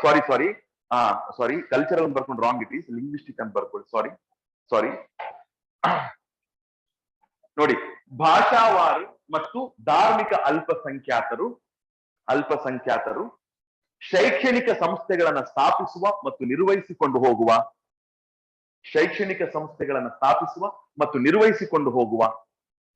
ಹಕ್ಕನ್ನು ಹೊಂದಿದ್ದಾರೆ. ನೋಡಿ, it is only for 2 minorities. Please do remember, ಒಂದು ಎಕ್ಸಾಮ್ ಅಲ್ಲಿ ಕೇಳಿದ್ದಾರೆ. ಯಾವ ಮೈನಾರಿಟಿ ಇಲ್ಲಿ ಬರಲ್ಲ ಅಂದ್ರೆ ಕಲ್ಚರಲ್ ಮೈನಾರಿಟಿ ಅಥವಾ ಸಾಂಸ್ಕೃತಿಕ ಅಲ್ಪಸಂಖ್ಯಾತರು ಅಂತಕ್ಕಂಥದ್ದು ಇಲ್ಲಿ ಬರೋದಿಲ್ಲ. ಅಂದ್ರೆ ಶೈಕ್ಷಣಿಕ ಸಂಸ್ಥೆಗಳನ್ನ ಅಲ್ಪಸಂಖ್ಯಾತ ಸಮುದಾಯಗಳು ಸ್ಥಾಪಿಸಬಹುದು, ನಿರ್ವಹಿಸ್ಕೊಂಡು ಹೋಗ್ಬೋದು. ಅಂಡ್ ಇನ್ನೊಂದು ಪಾಯಿಂಟ್ ಬರುತ್ತೆ, ಏನು ಅಂತಂದ್ರೆ, if at all government is giving any funds to educational institutions run by minorities, ಅಂದ್ರೆ ಅಲ್ಪಸಂಖ್ಯಾತ ನಿರ್ವಹಿಸಿಕೊಂಡು ಹೋಗ್ತಿರ್ತಕ್ಕಂಥ ಶೈಕ್ಷಣಿಕ ಸಂಸ್ಥೆಗಳಿಗೆ ಏನಾದ್ರೂ ಅನುದಾನವನ್ನ ಕೊಡ್ತಾ ಇದ್ರೆ ರಾಜ್ಯ ಅನುದಾನವನ್ನ ಕೊಡಕಾಲ್ಕ ತಾರತಮ್ಯ ಮಾಡುವಂತಿಲ್ಲ. State shall not make any discrimination while giving funds to educational institutions run by minorities.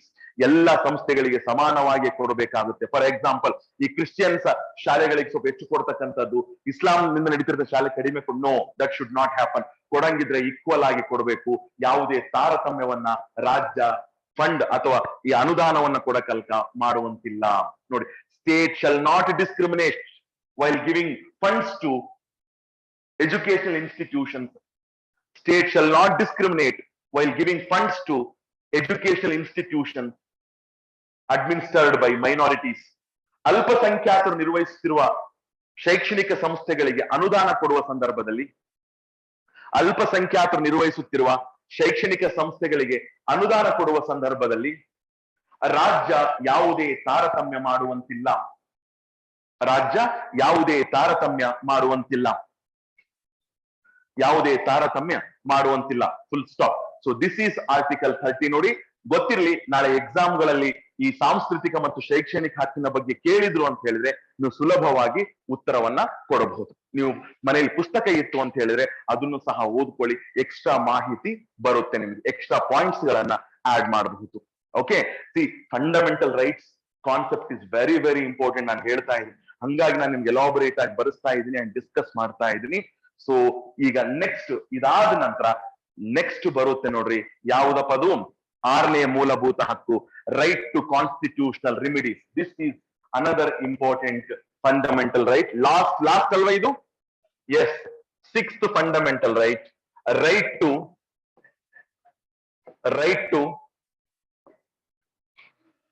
Constitutional remedies.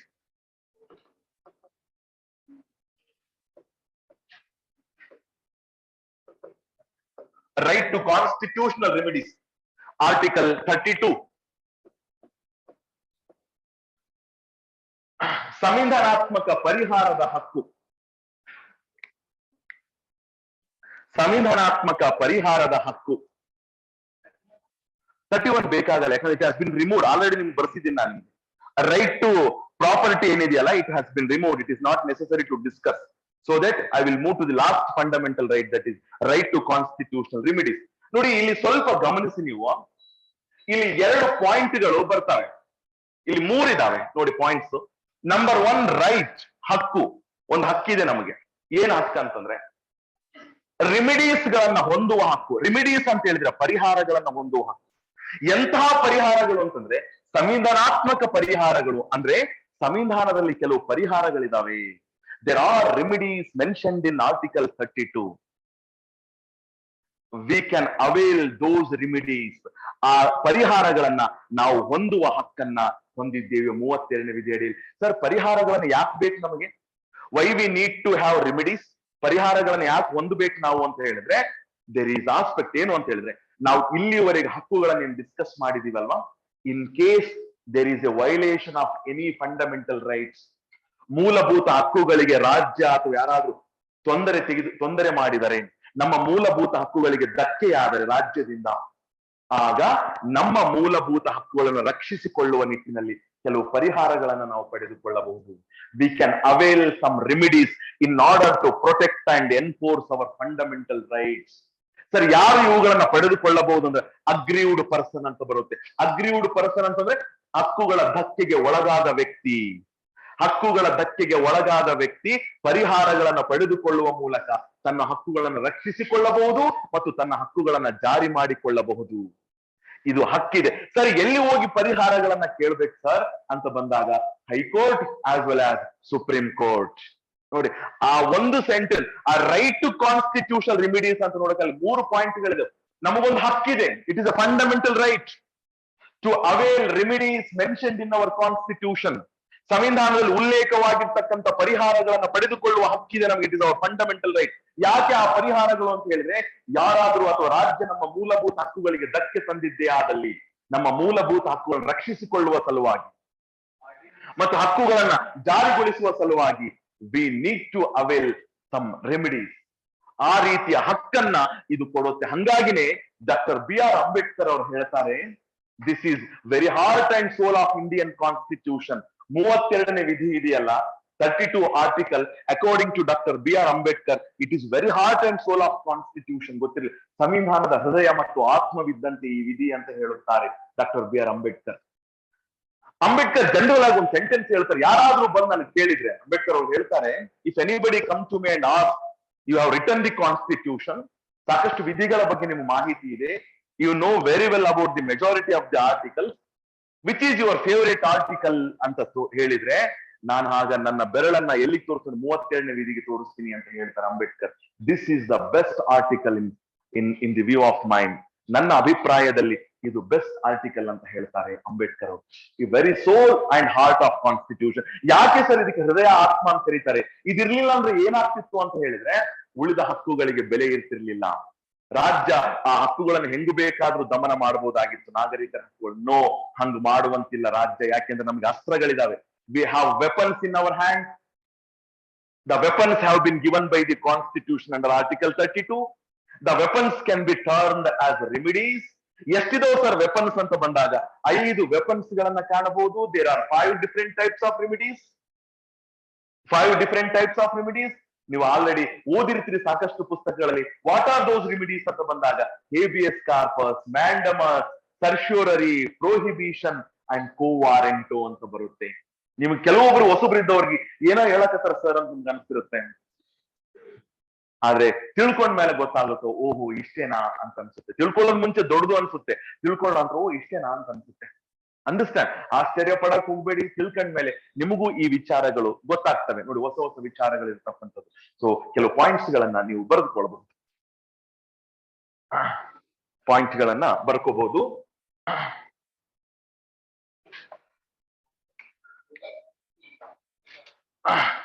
Every citizen of India,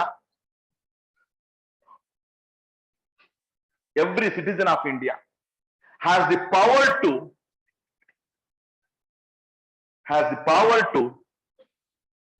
avail remedies. Every citizen of India has the power to avail remedies for the protection and enforcement of fundamental rights.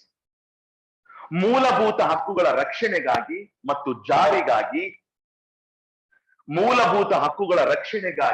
ಮತ್ತು ಜಾರಿಗಾಗಿ, every person of India has the right to avail remedies for the protection and enforcement of fundamental rights. ದೇಶದ ಪ್ರತಿಯೊಬ್ಬ ನಾಗರಿಕನು ತನ್ನ ಹಕ್ಕುಗಳ ರಕ್ಷಣೆಗಾಗಿ ಮತ್ತು ಜಾರಿಗಾಗಿ ಪರಿಹಾರಗಳನ್ನ ಹೊಂದುವ ಹಕ್ಕನ್ನು ಹೊಂದಿದ್ದಾನೆ.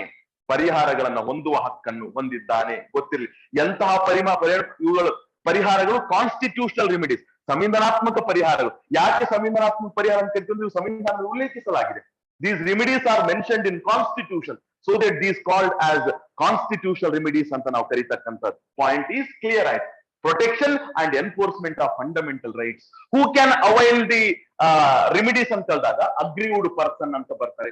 Aggrieved person can avail the writs ಅಥವಾ ರೆಮಿಡೀಸ್ ಗಳನ್ನ ಹೊಂದಬಹುದು. ಅಂದ್ರೆ ಪರಿಹಾರಗಳನ್ನು ಯಾರು ಹೊಂದಬಹುದು ಅಂತಂದ್ರೆ ಹಕ್ಕುಗಳ ಧಕ್ಕೆಗೆ ಒಳಗಾದಂತ ವ್ಯಕ್ತಿ ಪರಿಹಾರವನ್ನ ಹೊಂದಬಹುದು. Point is clear. ಸರ್ ಯಾವ ರೀತಿ ಪ್ರೊಸೀಜರ್ ಹೆಂಗಿದೆ ಸರ್ ಅಂತ ಕೇಳಿದಾಗ ಹಿಯರ್ ಒಂದು ಆಸ್ಪೆಕ್ಟ್ ಬರುತ್ತೆ. ಪೆನ್ ಇಟ್ ಇಸ್ ಹಿಯರ್, ಸಾರಿ. ನೋಡಿ ಪ್ರೊಸೀಜರ್ ಏನು ಅಂತ ಹೇಳಿದ್ರೆ, how an aggrieved person can avail the remedies ಅಂತ ಬಂದಾಗ there are 2 important articles. One is 32, another one is 226. ಏನ್ ಸರ್ 232 and 226 ಅಂತ ಹೇಳಿದ್ರೆ, here there is a special aspect. ಏನು ಅಂತಂದ್ರೆ, ಯಾವಾಗ ನಮ್ಗೆ ಏನಾದ್ರೂ ತೊಂದರೆಗಳಾದಾಗ, ಏನಾದ್ರೂ ಸಮಸ್ಯೆಗಳಿದ್ರೆ ನಾವು ಹೆಂಗ್ ಹೋಗ್ತೀವಿ ಸಾಮಾನ್ಯವಾಗಿ? ಫಸ್ಟ್ ತಾಲೂಕಾ ಕೋರ್ಟು, ಜಿಲ್ಲಾ ಕೋರ್ಟು, ಆ ನಂತರ ಹೈಕೋರ್ಟ್, ಆ ನಂತರ ಸುಪ್ರೀಂ ಕೋರ್ಟ್. ಒಂದು ಪ್ರಾಸೆಸ್ ಇದೆ ನಮ್ಮಲ್ಲಿ.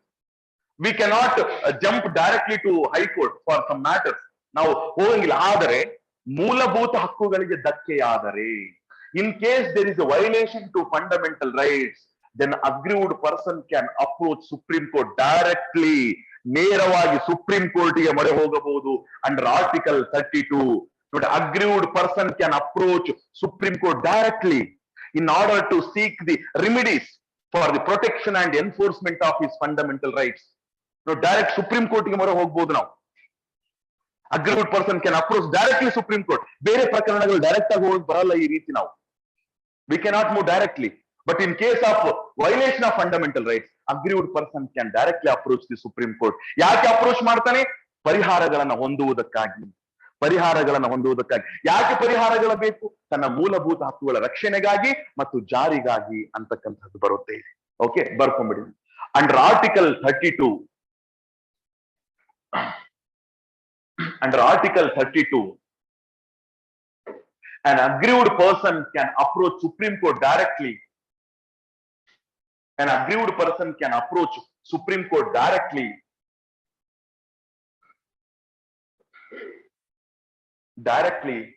In order to seek remedies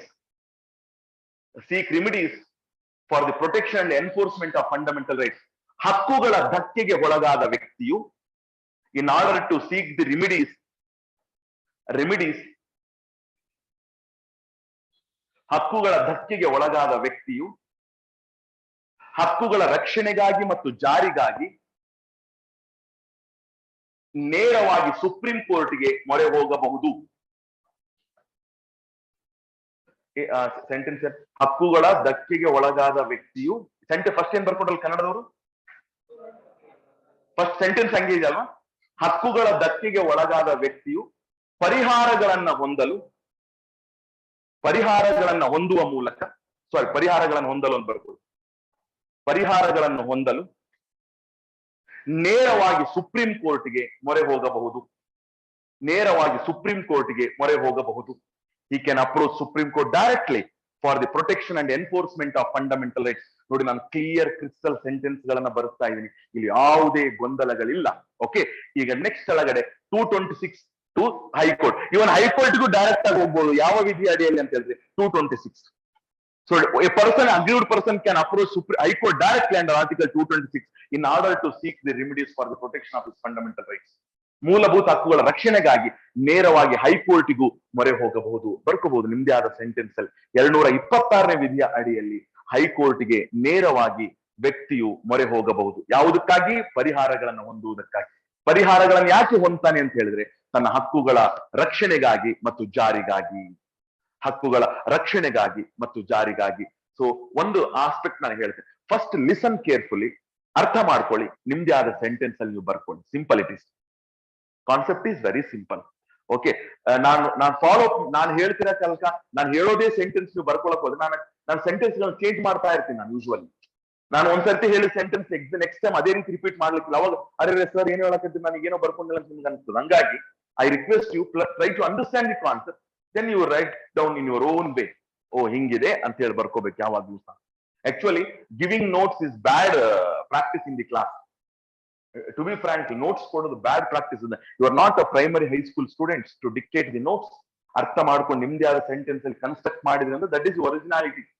ನೀವು ಬರ್ತೀರಿ, ನಾನು ಯಥಾವತ್ತಾಗಿ ಡಿಕ್ಟೇಟ್ ಮಾಡಿ ನೀವು ಬರ್ಕೊಂಡು ನೀವ್ಯಾಕೆ ಬರ್ಬೇಕು? 2ನೇ ಕ್ಲಾಸ್ ಹುಡುಗರು ಬರ್ಕಂತಾರೆ. What is the difference between you and primary high school teachers, high school students? Is there any difference? ಇಲ್ಲ ಸರ್, ನಾವ್ ಎಷ್ಟೇ ಎತ್ತರಕ್ಕೆ ಹೋಗಿದ್ದು ಸಣ್ಣವರಾಗಿರ್ಬೇಕು ಅಂತ ಆಸೆ ಪಡ್ತೀರಾ? ಆ ಪ್ರಿನ್ಸಿಪಲ್ ಇಲ್ಲ ಅಪ್ಲೈ ಮಾಡಕ್ ಹೋಗ್ಬೇಡಿ ಮತ್ತೆ ನೀವು. Okay, don't compare. ನೆಕ್ಸ್ಟ್ ಏನ್ ಬರ್ಕೊಂಡ್ರೆ, yes, supreme court and high court ಅಂತಕ್ಕಂಥದ್ದು ಕ್ಲಿಯರ್. ಈಗ ಓಕೆ, ಸುಪ್ರೀಂ ಕೋರ್ಟ್ಗೆ ಮೊರೆ ಹೋಗ್ತಾನೆ ವ್ಯಕ್ತಿ, ಹೈಕೋರ್ಟ್ಗೆ ಮೊರೆ ಹೋಗ್ತಾನೆ ವ್ಯಕ್ತಿ ಈ ಹಕ್ಕುಗಳ ಧಕ್ಕೆಗೊಳಗಾಗಿರ್ತಕ್ಕಂಥ ವ್ಯಕ್ತಿ under article 32 supreme court, under article 226 high court ಅನ್ನೋದು ಕ್ಲಿಯರ್ ಆಗಿ ಗೊತ್ತಾಯ್ತು. ಆಗ ಸುಪ್ರೀಂ ಕೋರ್ಟ್ ಹೈಕೋರ್ಟ್ ಗಳು ಏನ್ ಮಾಡ್ತವೆ ಅಂತ ಹೇಳಿದ್ರೆ, they issue Ritz, they provide remedies in terms of writs. ನೋಡಿ, ಯಾವಾಗ ವ್ಯಕ್ತಿ ಪರಿಹಾರಗಳಿಗಾಗಿ ಮೊರೆ ಹೋಗುತ್ತಾನೋ ಆಗ ಹೈಕೋರ್ಟ್, ಸುಪ್ರೀಂ ಕೋರ್ಟ್ಗಳು ಪರಿಹಾರವನ್ನು ಒದಗಿಸುತ್ತವೆ. ಯಾವ ರೂಪದಲ್ಲಿ ಪರಿಹಾರಗಳನ್ನು ಒದಗಿಸುತ್ತವೆ ಅಂತ ಬಂದಾಗ ಆಜ್ಞಾ ಪತ್ರಗಳ ರೂಪದಲ್ಲಿ. ನೋಡಿ, supreme court and high court issues the remedies in terms of writs ಅಂತ ಬರುತ್ತೆ. Next sentence, supreme court and high court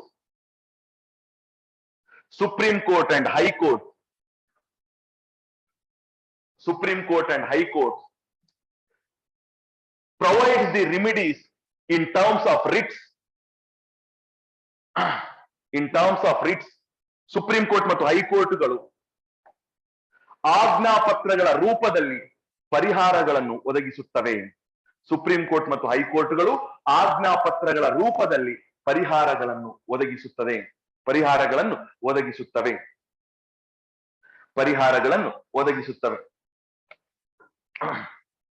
okay, point is clear. ಈಗ ಸೆಂಟೆನ್ಸಸ್ ಬರುತ್ತೆ. ಏನಂದ್ರೆ, sir only supreme court and high court, only both courts have power to issue the writs ಅಂತ ಕೇಳಿದ್ರೆ, yes, only both court, only 2 courts have the power to issue the writs. No other courts in India have the power to issue the writs. ಗೊತ್ತಿರಲಿ ನಿಮ್ಗೆ ಒಂದು point ಹೇಳ್ತಾ ಇದ್ದೀನಿ ನೋಡಿ sir, taluka court ಜಿಲ್ಲಾ ಕೋರ್ಟ್ಗಳು writ ಹೊರಡಿಸಬಹುದು ಅಂದ್ರೆ no. Right now in India, only two courts have the power to issue the writs. Only Supreme Court illa High Court. Jilla Court, Taluku Sessions Court, no. These courts do not have other. ಈಗ ನಾನು ನಿಮ್ಗೆ ಪ್ರಶ್ನೆ ಕೇಳ್ತೀನಿ, ಬೇರೆ ನ್ಯಾಯಾಲಯಗಳಿಗೆ ಅಧಿಕಾರ ಕೊಡೋಕೆ ಬರಲ್ವಾ? Is there any provision to give the power of issuing the writs to other courts? ಕೊಡ್ಬೋದಾ? ಯಾರು ಕೊಡ್ಬೋದು ಅದನ್ನ? ನನ್ ಬದಲು ನೀನ್ ಮಾಡಂತ ಅವ್ರು ಅಸೈನ್ ಮಾಡ್ಬೋದು ಅಂತ? No no. ಈಗ ಸದ್ಯ ಇರೋದು ಸುಪ್ರೀಂ ಕೋರ್ಟ್, ಹೈಕೋರ್ಟ್ ಮಾತ್ರ. ಉಳಿದ ನ್ಯಾಯಾಲಯಗಳಿಗೆ ಕೊಡಬಹುದಾ? ಕೊಡಕ್ ಬರಲ್ವಾ? ನನ್ನ ಪ್ರಶ್ನೆ ನಿಮ್ಗೆ ಕೇಳ್ತಾ ಇದ್ದೀನಿ. ಬರಲ್ಲ. It is only the prerogative powers of supreme court and high court ಅಷ್ಟೇನಾ? ಇವುಗಳ ಅಧಿಕಾರಗಳು ಕೇವಲ ಸುಪ್ರೀಂ ಕೋರ್ಟ್, ಹೈಕೋರ್ಟ್ ಮಾತ್ರ ಇವೆ ಅಂತ ಕೇಳಿದ್ರೆ no. Even other courts can also be empowered with the power of issuing the writs. ಆ ಅವಕಾಶ ನಮ್ಮಲ್ಲಿದೆ. ಅಂದ್ರೆ ಇನ್ನಿತರ ನ್ಯಾಯಾಲಯಗಳಿಗೂ ರಿಟ್ಗಳನ್ನ ಹೊರಡಿಸುವ ಅಧಿಕಾರವನ್ನ ಕೊಡಬಹುದು, ಆದ್ರೆ ಕೊಟ್ಟಿಲ್ಲ. ಯಾರು ಕೊಡಬಹುದು ಸರ್ ಅಂತ ಹೇಳಿದ್ರೆ ಸಂಸತ್ತು. Parliament by making a law it can empower other courts with the power of issuing the Ritz. ನೋಡಿ, ಸಂಸತ್ತು ಕಾನೂನನ್ನ ಮಾಡುವ ಮೂಲಕ ಇನ್ನಿತರ ನ್ಯಾಯಾಲಯಗಳಿಗೂ ಸಹ ಆಜ್ಞಾ ಪತ್ರಗಳನ್ನ ಹೊರಡಿಸುವ ಅಧಿಕಾರವನ್ನ ನೀಡಬಹುದು, ಆದ್ರೆ ಪ್ರಸ್ತುತ ನೀಡಿಲ್ಲ. ನೀಡಬಹುದು, ಆ ಅವಕಾಶ ಇದೆ. Please, these are the minute aspects. Exams ಗಳಲ್ಲಿ ಬರ್ತಕ್ಕಂಥ ಇವೇ ಕಾನ್ಸೆಪ್ಟ್ಸ್ ಗಳು. ಗೊತ್ತಿರ್ಲಿ ನಿಮ್ಗೆ ಎಷ್ಟು ರಿಟ್ಗಳದಾವ ಅಂತ ಯಾರು ಕೇಳಲ್ಲ ಎಕ್ಸಾಮ್. 5 ಅನ್ನೋದು ಎಲ್ರಿಗೂ ಗೊತ್ತದ. ಗೊತ್ತಿರ್ಲಾರ್ದ ವಿಷಯದಿಂದ ಪ್ರಶ್ನೆಗಳು ಬರ್ತಕ್ಕಂಥದ್ದು ಗೊತ್ತಿರ್ಲಿ. So this is what you need to remember. It means parliament can empower any other courts with the power of issuing the writs. ಅಂದ್ರೆ ಸಂಸತ್ತು ಕಾನೂನು ಮಾಡುವ ಮೂಲಕ ಇನ್ನುಳಿದ ಯಾವುದೇ ನ್ಯಾಯಾಲಯಗಳಿಗೆ ರಿಟ್ಗಳನ್ನ ಹೊರಡಿಸುವ ಅಧಿಕಾರವನ್ನ ನೀಡಬಹುದು. ಕ್ಲಿಯರ್? ಈಗ next one, let us have A comparative study. Comparative study ಮಾಡೋದಾದ್ರೆ ನಾನು ಅದೇ ಹೇಳ್ತೀನಿ, ಆಜ್ಞಾ ಪತ್ರ ಅಂತಕ್ಕಂಥದ್ದು ಬರುತ್ತೆ. ಆಜ್ಞೆಯನ್ನ ಹೊರಡಿಸ್ತಕ್ಕಂಥ ಪತ್ರ ಇದು. ಇದೊಂದು ರೀತಿಯ ಪರಿಹಾರ ಅಂತ ನಾವು ಕರಿತೀವಿ. ಈಗ ನೆಕ್ಸ್ಟ್ ಒಂದ್ ಪಾಯಿಂಟ್ ಬರುತ್ತೆ. ಈಗಂತೂ ನಿಮ್ಗೆ ಕ್ಲಿಯರ್ ಆಯ್ತು, under article 32 supreme court, under article 226 high court ಅಂತ ಗೊತ್ತಾಯ್ತು ಅಲ್ವಾ? ಈಗ ನೋಡಿ, let us have discussion on the scope of the power. ನೋಡಿ, ಈ ಆಜ್ಞಾ ಪತ್ರಗಳನ್ನು ಹೊರಡಿಸುವ ವ್ಯಾಪ್ತಿಗೆ ಸಂಬಂಧಿಸಿದಂತೆ, when it comes to scope of the power of issuing the writs, ವ್ಯಾಪ್ತಿಗೆ ಸಂಬಂಧಿಸಿದಂತೆ ಯಾವ ನ್ಯಾಯಾಲಯ ಹೆಚ್ಚು ಅಧಿಕಾರಗಳನ್ನ ಹೊಂದಿದೆ? ವ್ಯಾಪ್ತಿಗೆ ಸಂಬಂಧಿಸಿದಂತೆ ಅಂದ್ರೆ ಆಜ್ಞಾ ಪತ್ರವನ್ನು ಹೊರಡಿಸುವ ಅಧಿಕಾರಕ್ಕೆ ಸಂಬಂಧಿಸಿದಂತೆ ನಾನು ಕೇಳ್ತಿರೋದು. ಅಧಿಕಾರದ ವ್ಯಾಪ್ತಿಗೆ ಸಂಬಂಧಿಸಿದಂತೆ, ಅಧಿಕಾರದ ವ್ಯಾಪ್ತಿ ಹೇಳ್ತಿರ್ತಕ್ಕಂಥದ್ದು ನಾವು. ಯಾವ ನ್ಯಾಯಾಲಯ ಹೆಚ್ಚು ಅಧಿಕಾರವನ್ನು ಹೊಂದಿದೆ? Supreme court or high court? ಹೈಕೋರ್ಟಾ? ನಾನು ವ್ಯಾಪ್ತಿನೇ ಕೇಳ್ತಿರೋದು. ನಾನು ಸುಪ್ರೀಂ ಕೋರ್ಟ್ ವ್ಯಾಪ್ತಿ ಅಂತಕ್ಕಂಥದ್ದು. ಓಕೆ, ನೋಡಿ, ರಿಟ್ ಜುರಿಸ್ಡಿಕ್ಷನ್ ಅಂತ ಬರುತ್ತೆ. ಒಂದು ರಿಟ್ ಜುರಿಸ್ಡಿಕ್ಷನ್ ಅಂತ, ಆಜ್ಞಾ ಪತ್ರದ ಅಧಿಕಾರ ವ್ಯಾಪ್ತಿ ಅಂತ ಬರುತ್ತೆ. ಜುರಿಸ್ಡಿಕ್ಷನ್ ಅಂತ ಬರುತ್ತೆ, ಅಧಿಕಾರ ವ್ಯಾಪ್ತಿ. ಈ ಆಜ್ಞಾ ಪತ್ರದ ಅಧಿಕಾರ ವ್ಯಾಪ್ತಿಗೆ ಸಂಬಂಧಿಸಿದಂತೆ ಯಾವ ನ್ಯಾಯಾಲಯ ಹೆಚ್ಚು ಅಧಿಕಾರವನ್ನು ಹೊಂದಿದೆ ಅಂತ ಕೇಳಿದ್ರೆ the right answer is high court, not supreme court. ಯಾಕೆ ಅಂತ ಹೇಳಿದ್ರೆ ನೋಡಿ, ಅಧಿಕಾರ ವ್ಯಾಪ್ತಿ ಅಂತ ಹೇಳ್ತಿರೋದು ನಾನು ಭೌಗೋಳಿಕ ವ್ಯಾಪ್ತಿ ಅಂತ ತಗೊಂಡಿಲ್ಲ ನಾನು. ಇಟ್ ಮೀನ್ಸ್ ಸರ್, ಏನ್ ಸರ್ ಹೈಕೋರ್ಟ್ ಅಧಿಕಾರ ಜಾಸ್ತಿ ಇದೆ? Yes, under 226 clearly it says that high court can issue the writs for the protection and enforcement of fundamental rights as well as legal rights. ನೋಡಿ, ಅಂದ್ರೆ ಮೂಲಭೂತ ಹಕ್ಕುಗಳ ರಕ್ಷಣೆಗಾಗಿ ಮತ್ತು ಜಾರಿಗಾಗಿಯೂ ಆಜ್ಞಾ ಪತ್ರಗಳನ್ನು ಹೊರಡಿಸಬಹುದು, ಮತ್ತು ಕಾನೂನಾತ್ಮಕ ಹಕ್ಕುಗಳ ರಕ್ಷಣೆಗಾಗಿ ಜಾರಿಗಾಗಿಯೂ ಆಜ್ಞಾ ಪತ್ರಗಳನ್ನು ಹೊರಡಿಸಬಹುದು ಹೈಕೋರ್ಟ್. ನೋಡಿ, ಹೈಕೋರ್ಟ್ ನ ಅಧಿಕಾರ ವ್ಯಾಪ್ತಿ ವಿಶಾಲವಾಗಿದೆ. Power of issuing the writ is more with the high court when we compare with the supreme court. Supreme court ಜೊತೆ ಕಂಪೇರ್ ಮಾಡಿದಾಗ ಹೈಕೋರ್ಟ್ಗೆ ಹೆಚ್ಚು ಅಧಿಕಾರ ಇದೆ. ನೋಡಿ, writ jurisdiction, as far as writ jurisdiction is concerned, High Court has more power than Supreme Court. It means it can issue the writ for the protection of fundamental rights as well as legal rights. ನೋಡಿ, ಎರಡೂ ಹಕ್ಕುಗಳನ್ನ ರಕ್ಷಿಸತಕ್ಕಂತ ನಿಟ್ಟಿನಲ್ಲಿ high court ಆಜ್ಞಾ ಪತ್ರವನ್ನು ಹೊರಡಿಸಬಹುದು. ಮತ್ತೆ supreme court ಇಲ್ಲಿ ಏನ್ sir ಇದೆ ಅಂತ ಕೇಳಿದ್ರೆ no, supreme court can issue the writ only for the protection of fundamental rights. That's it. ಇಲ್ಲಿ ಲೀಗಲ್ ರೈಟ್ಸ್ ಗಳನ್ನ ಹೊರಡಿಸುವುದಕ್ಕೆ, ಲೀಗಲ್ ರೈಟ್ಸ್ ಗಳ ಅಥವಾ ಕಾನೂನಾತ್ಮಕ ಹಕ್ಕುಗಳ ರಕ್ಷಣೆಗಾಗಿ ರಿಟ್ಗಳನ್ನು ಹೊರಡಿಸುವ ಅಧಿಕಾರ ಸುಪ್ರೀಂ ಕೋರ್ಟ್ ಇಲ್ಲ. Only for the protection of fundamental rights. ಗೊತ್ತಿರಲಿ, supreme court can issue the writs only for the fundamental rights, not for legal rights. ಮೂಲಭೂತ ಹಕ್ಕುಗಳ ರಕ್ಷಣೆಗಾಗಿ ಮಾತ್ರ ಆಜ್ಞಾಪತ್ರಗಳನ್ನು ಹೊರಡಿಸಬಹುದು, ಕಾನೂನಾತ್ಮಕ ಹಕ್ಕುಗಳಿಗೆ ಬರೋದಿಲ್ಲ. ಅಂದ್ರೆ ಹೈಕೋರ್ಟ್ ರಿಟ್ಸ್ ಜುರಿಸ್ಡಿಕ್ಷನ್ ಜಾಸ್ತಿ ಇರ್ತಕ್ಕಂಥದ್ದನ್ನ ನಾವು ಕಾಣ್ತೀವಿ ನೋಡಿ. Power of issuing the writ ಬಂದಾಗ ಹೈಕೋರ್ಟ್ ಜಾಸ್ತಿ ಇದೆ. ಆದ್ರೆ ಇನ್ನೊಂದು ಬರುತ್ತೆ, ಏನು ಅಂತಂದ್ರೆ ಟೆರಿಟೋರಿಯಲ್ ಜುರಿಸ್ಡಿಕ್ಷನ್ ಅಂತ ಬರುತ್ತೆ. ಅಂದ್ರೆ ಭೌಗೋಳಿಕ ವ್ಯಾಪ್ತಿ ಅಂತ ಬಂದಾಗ ಅವಾಗ ಯಾರಿಗೆ ಬರುತ್ತೆ? Supreme court. Territorial jurisdiction, territorial jurisdiction ಅಂದ್ರೆ ಭೌಗೋಳಿಕ ವ್ಯಾಪ್ತಿ ಅಂತ ಬಂದಾಗ, for example Karnataka high court can issue the writ only to the person who are residing in Karnataka only. ಆದ್ರೆ ಆಂಧ್ರ ವ್ಯಕ್ತಿ, ತಮಿಳುನಾಡು ವ್ಯಕ್ತಿ ಇಶ್ಯೂ ಮಾಡಕ್ ಬರಲ್ಲ. ಆದ್ರೆ supreme court can issue the writ relating to a person residing in any part of the nation. ದೇಶದ ಯಾವುದೇ ಭಾಗದಲ್ಲಿರ್ತಕ್ಕಂಥ ವ್ಯಕ್ತಿಯ ಹಕ್ಕುಗಳಿಗೆ ಸಂಬಂಧಿಸಿದಂತೆ ಆಜ್ಞಾಪತ್ರಗಳನ್ನ ಹೊರಡಿಸಬಹುದು. ಅಂದ್ರೆ ಸುಪ್ರೀಂ ಕೋರ್ಟ್ ನ ಭೌಗೋಳಿಕ ವ್ಯಾಪ್ತಿ ವಿಶಾಲವಾಗಿರುತ್ತದೆ, ಹೈಕೋರ್ಟ್ ನ ಭೌಗೋಳಿಕ ವ್ಯಾಪ್ತಿ ಆ ರಾಜ್ಯಕ್ಕೆ ಮಾತ್ರ ಸೀಮಿತವಾಗಿರುತ್ತದೆ. ನೋಡಿ, territorial jurisdiction of high court is restricted, but territorial jurisdiction of supreme court is not restricted. It is applicable to the entire nation.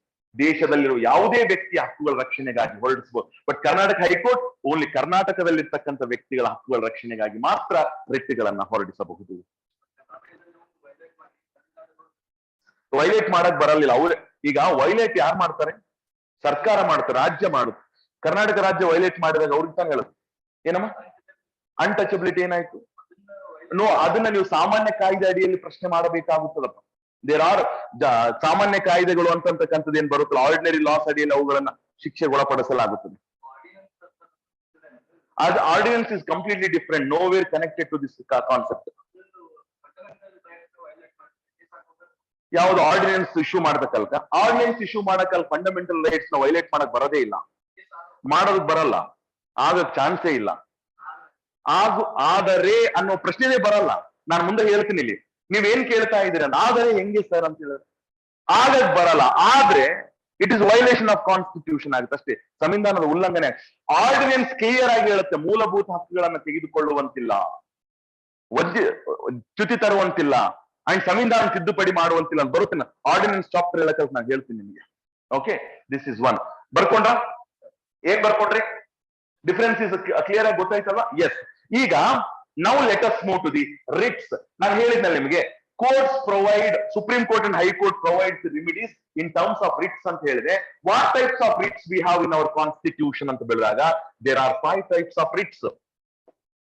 ನೋಡಿ, ರಿಟ್ಸ್ ಆಜ್ಞಾಪತ್ರಗಳು ಅಂತ ಕರಿತೀವಿ ಇದಕ್ಕೆ. ಆಜ್ಞಾಪತ್ರಗಳು ಒಂದನೇದು habeas corpus.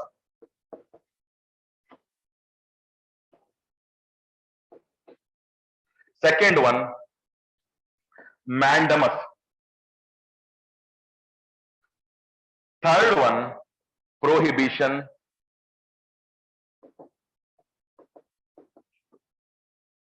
And fourth one, certiorari.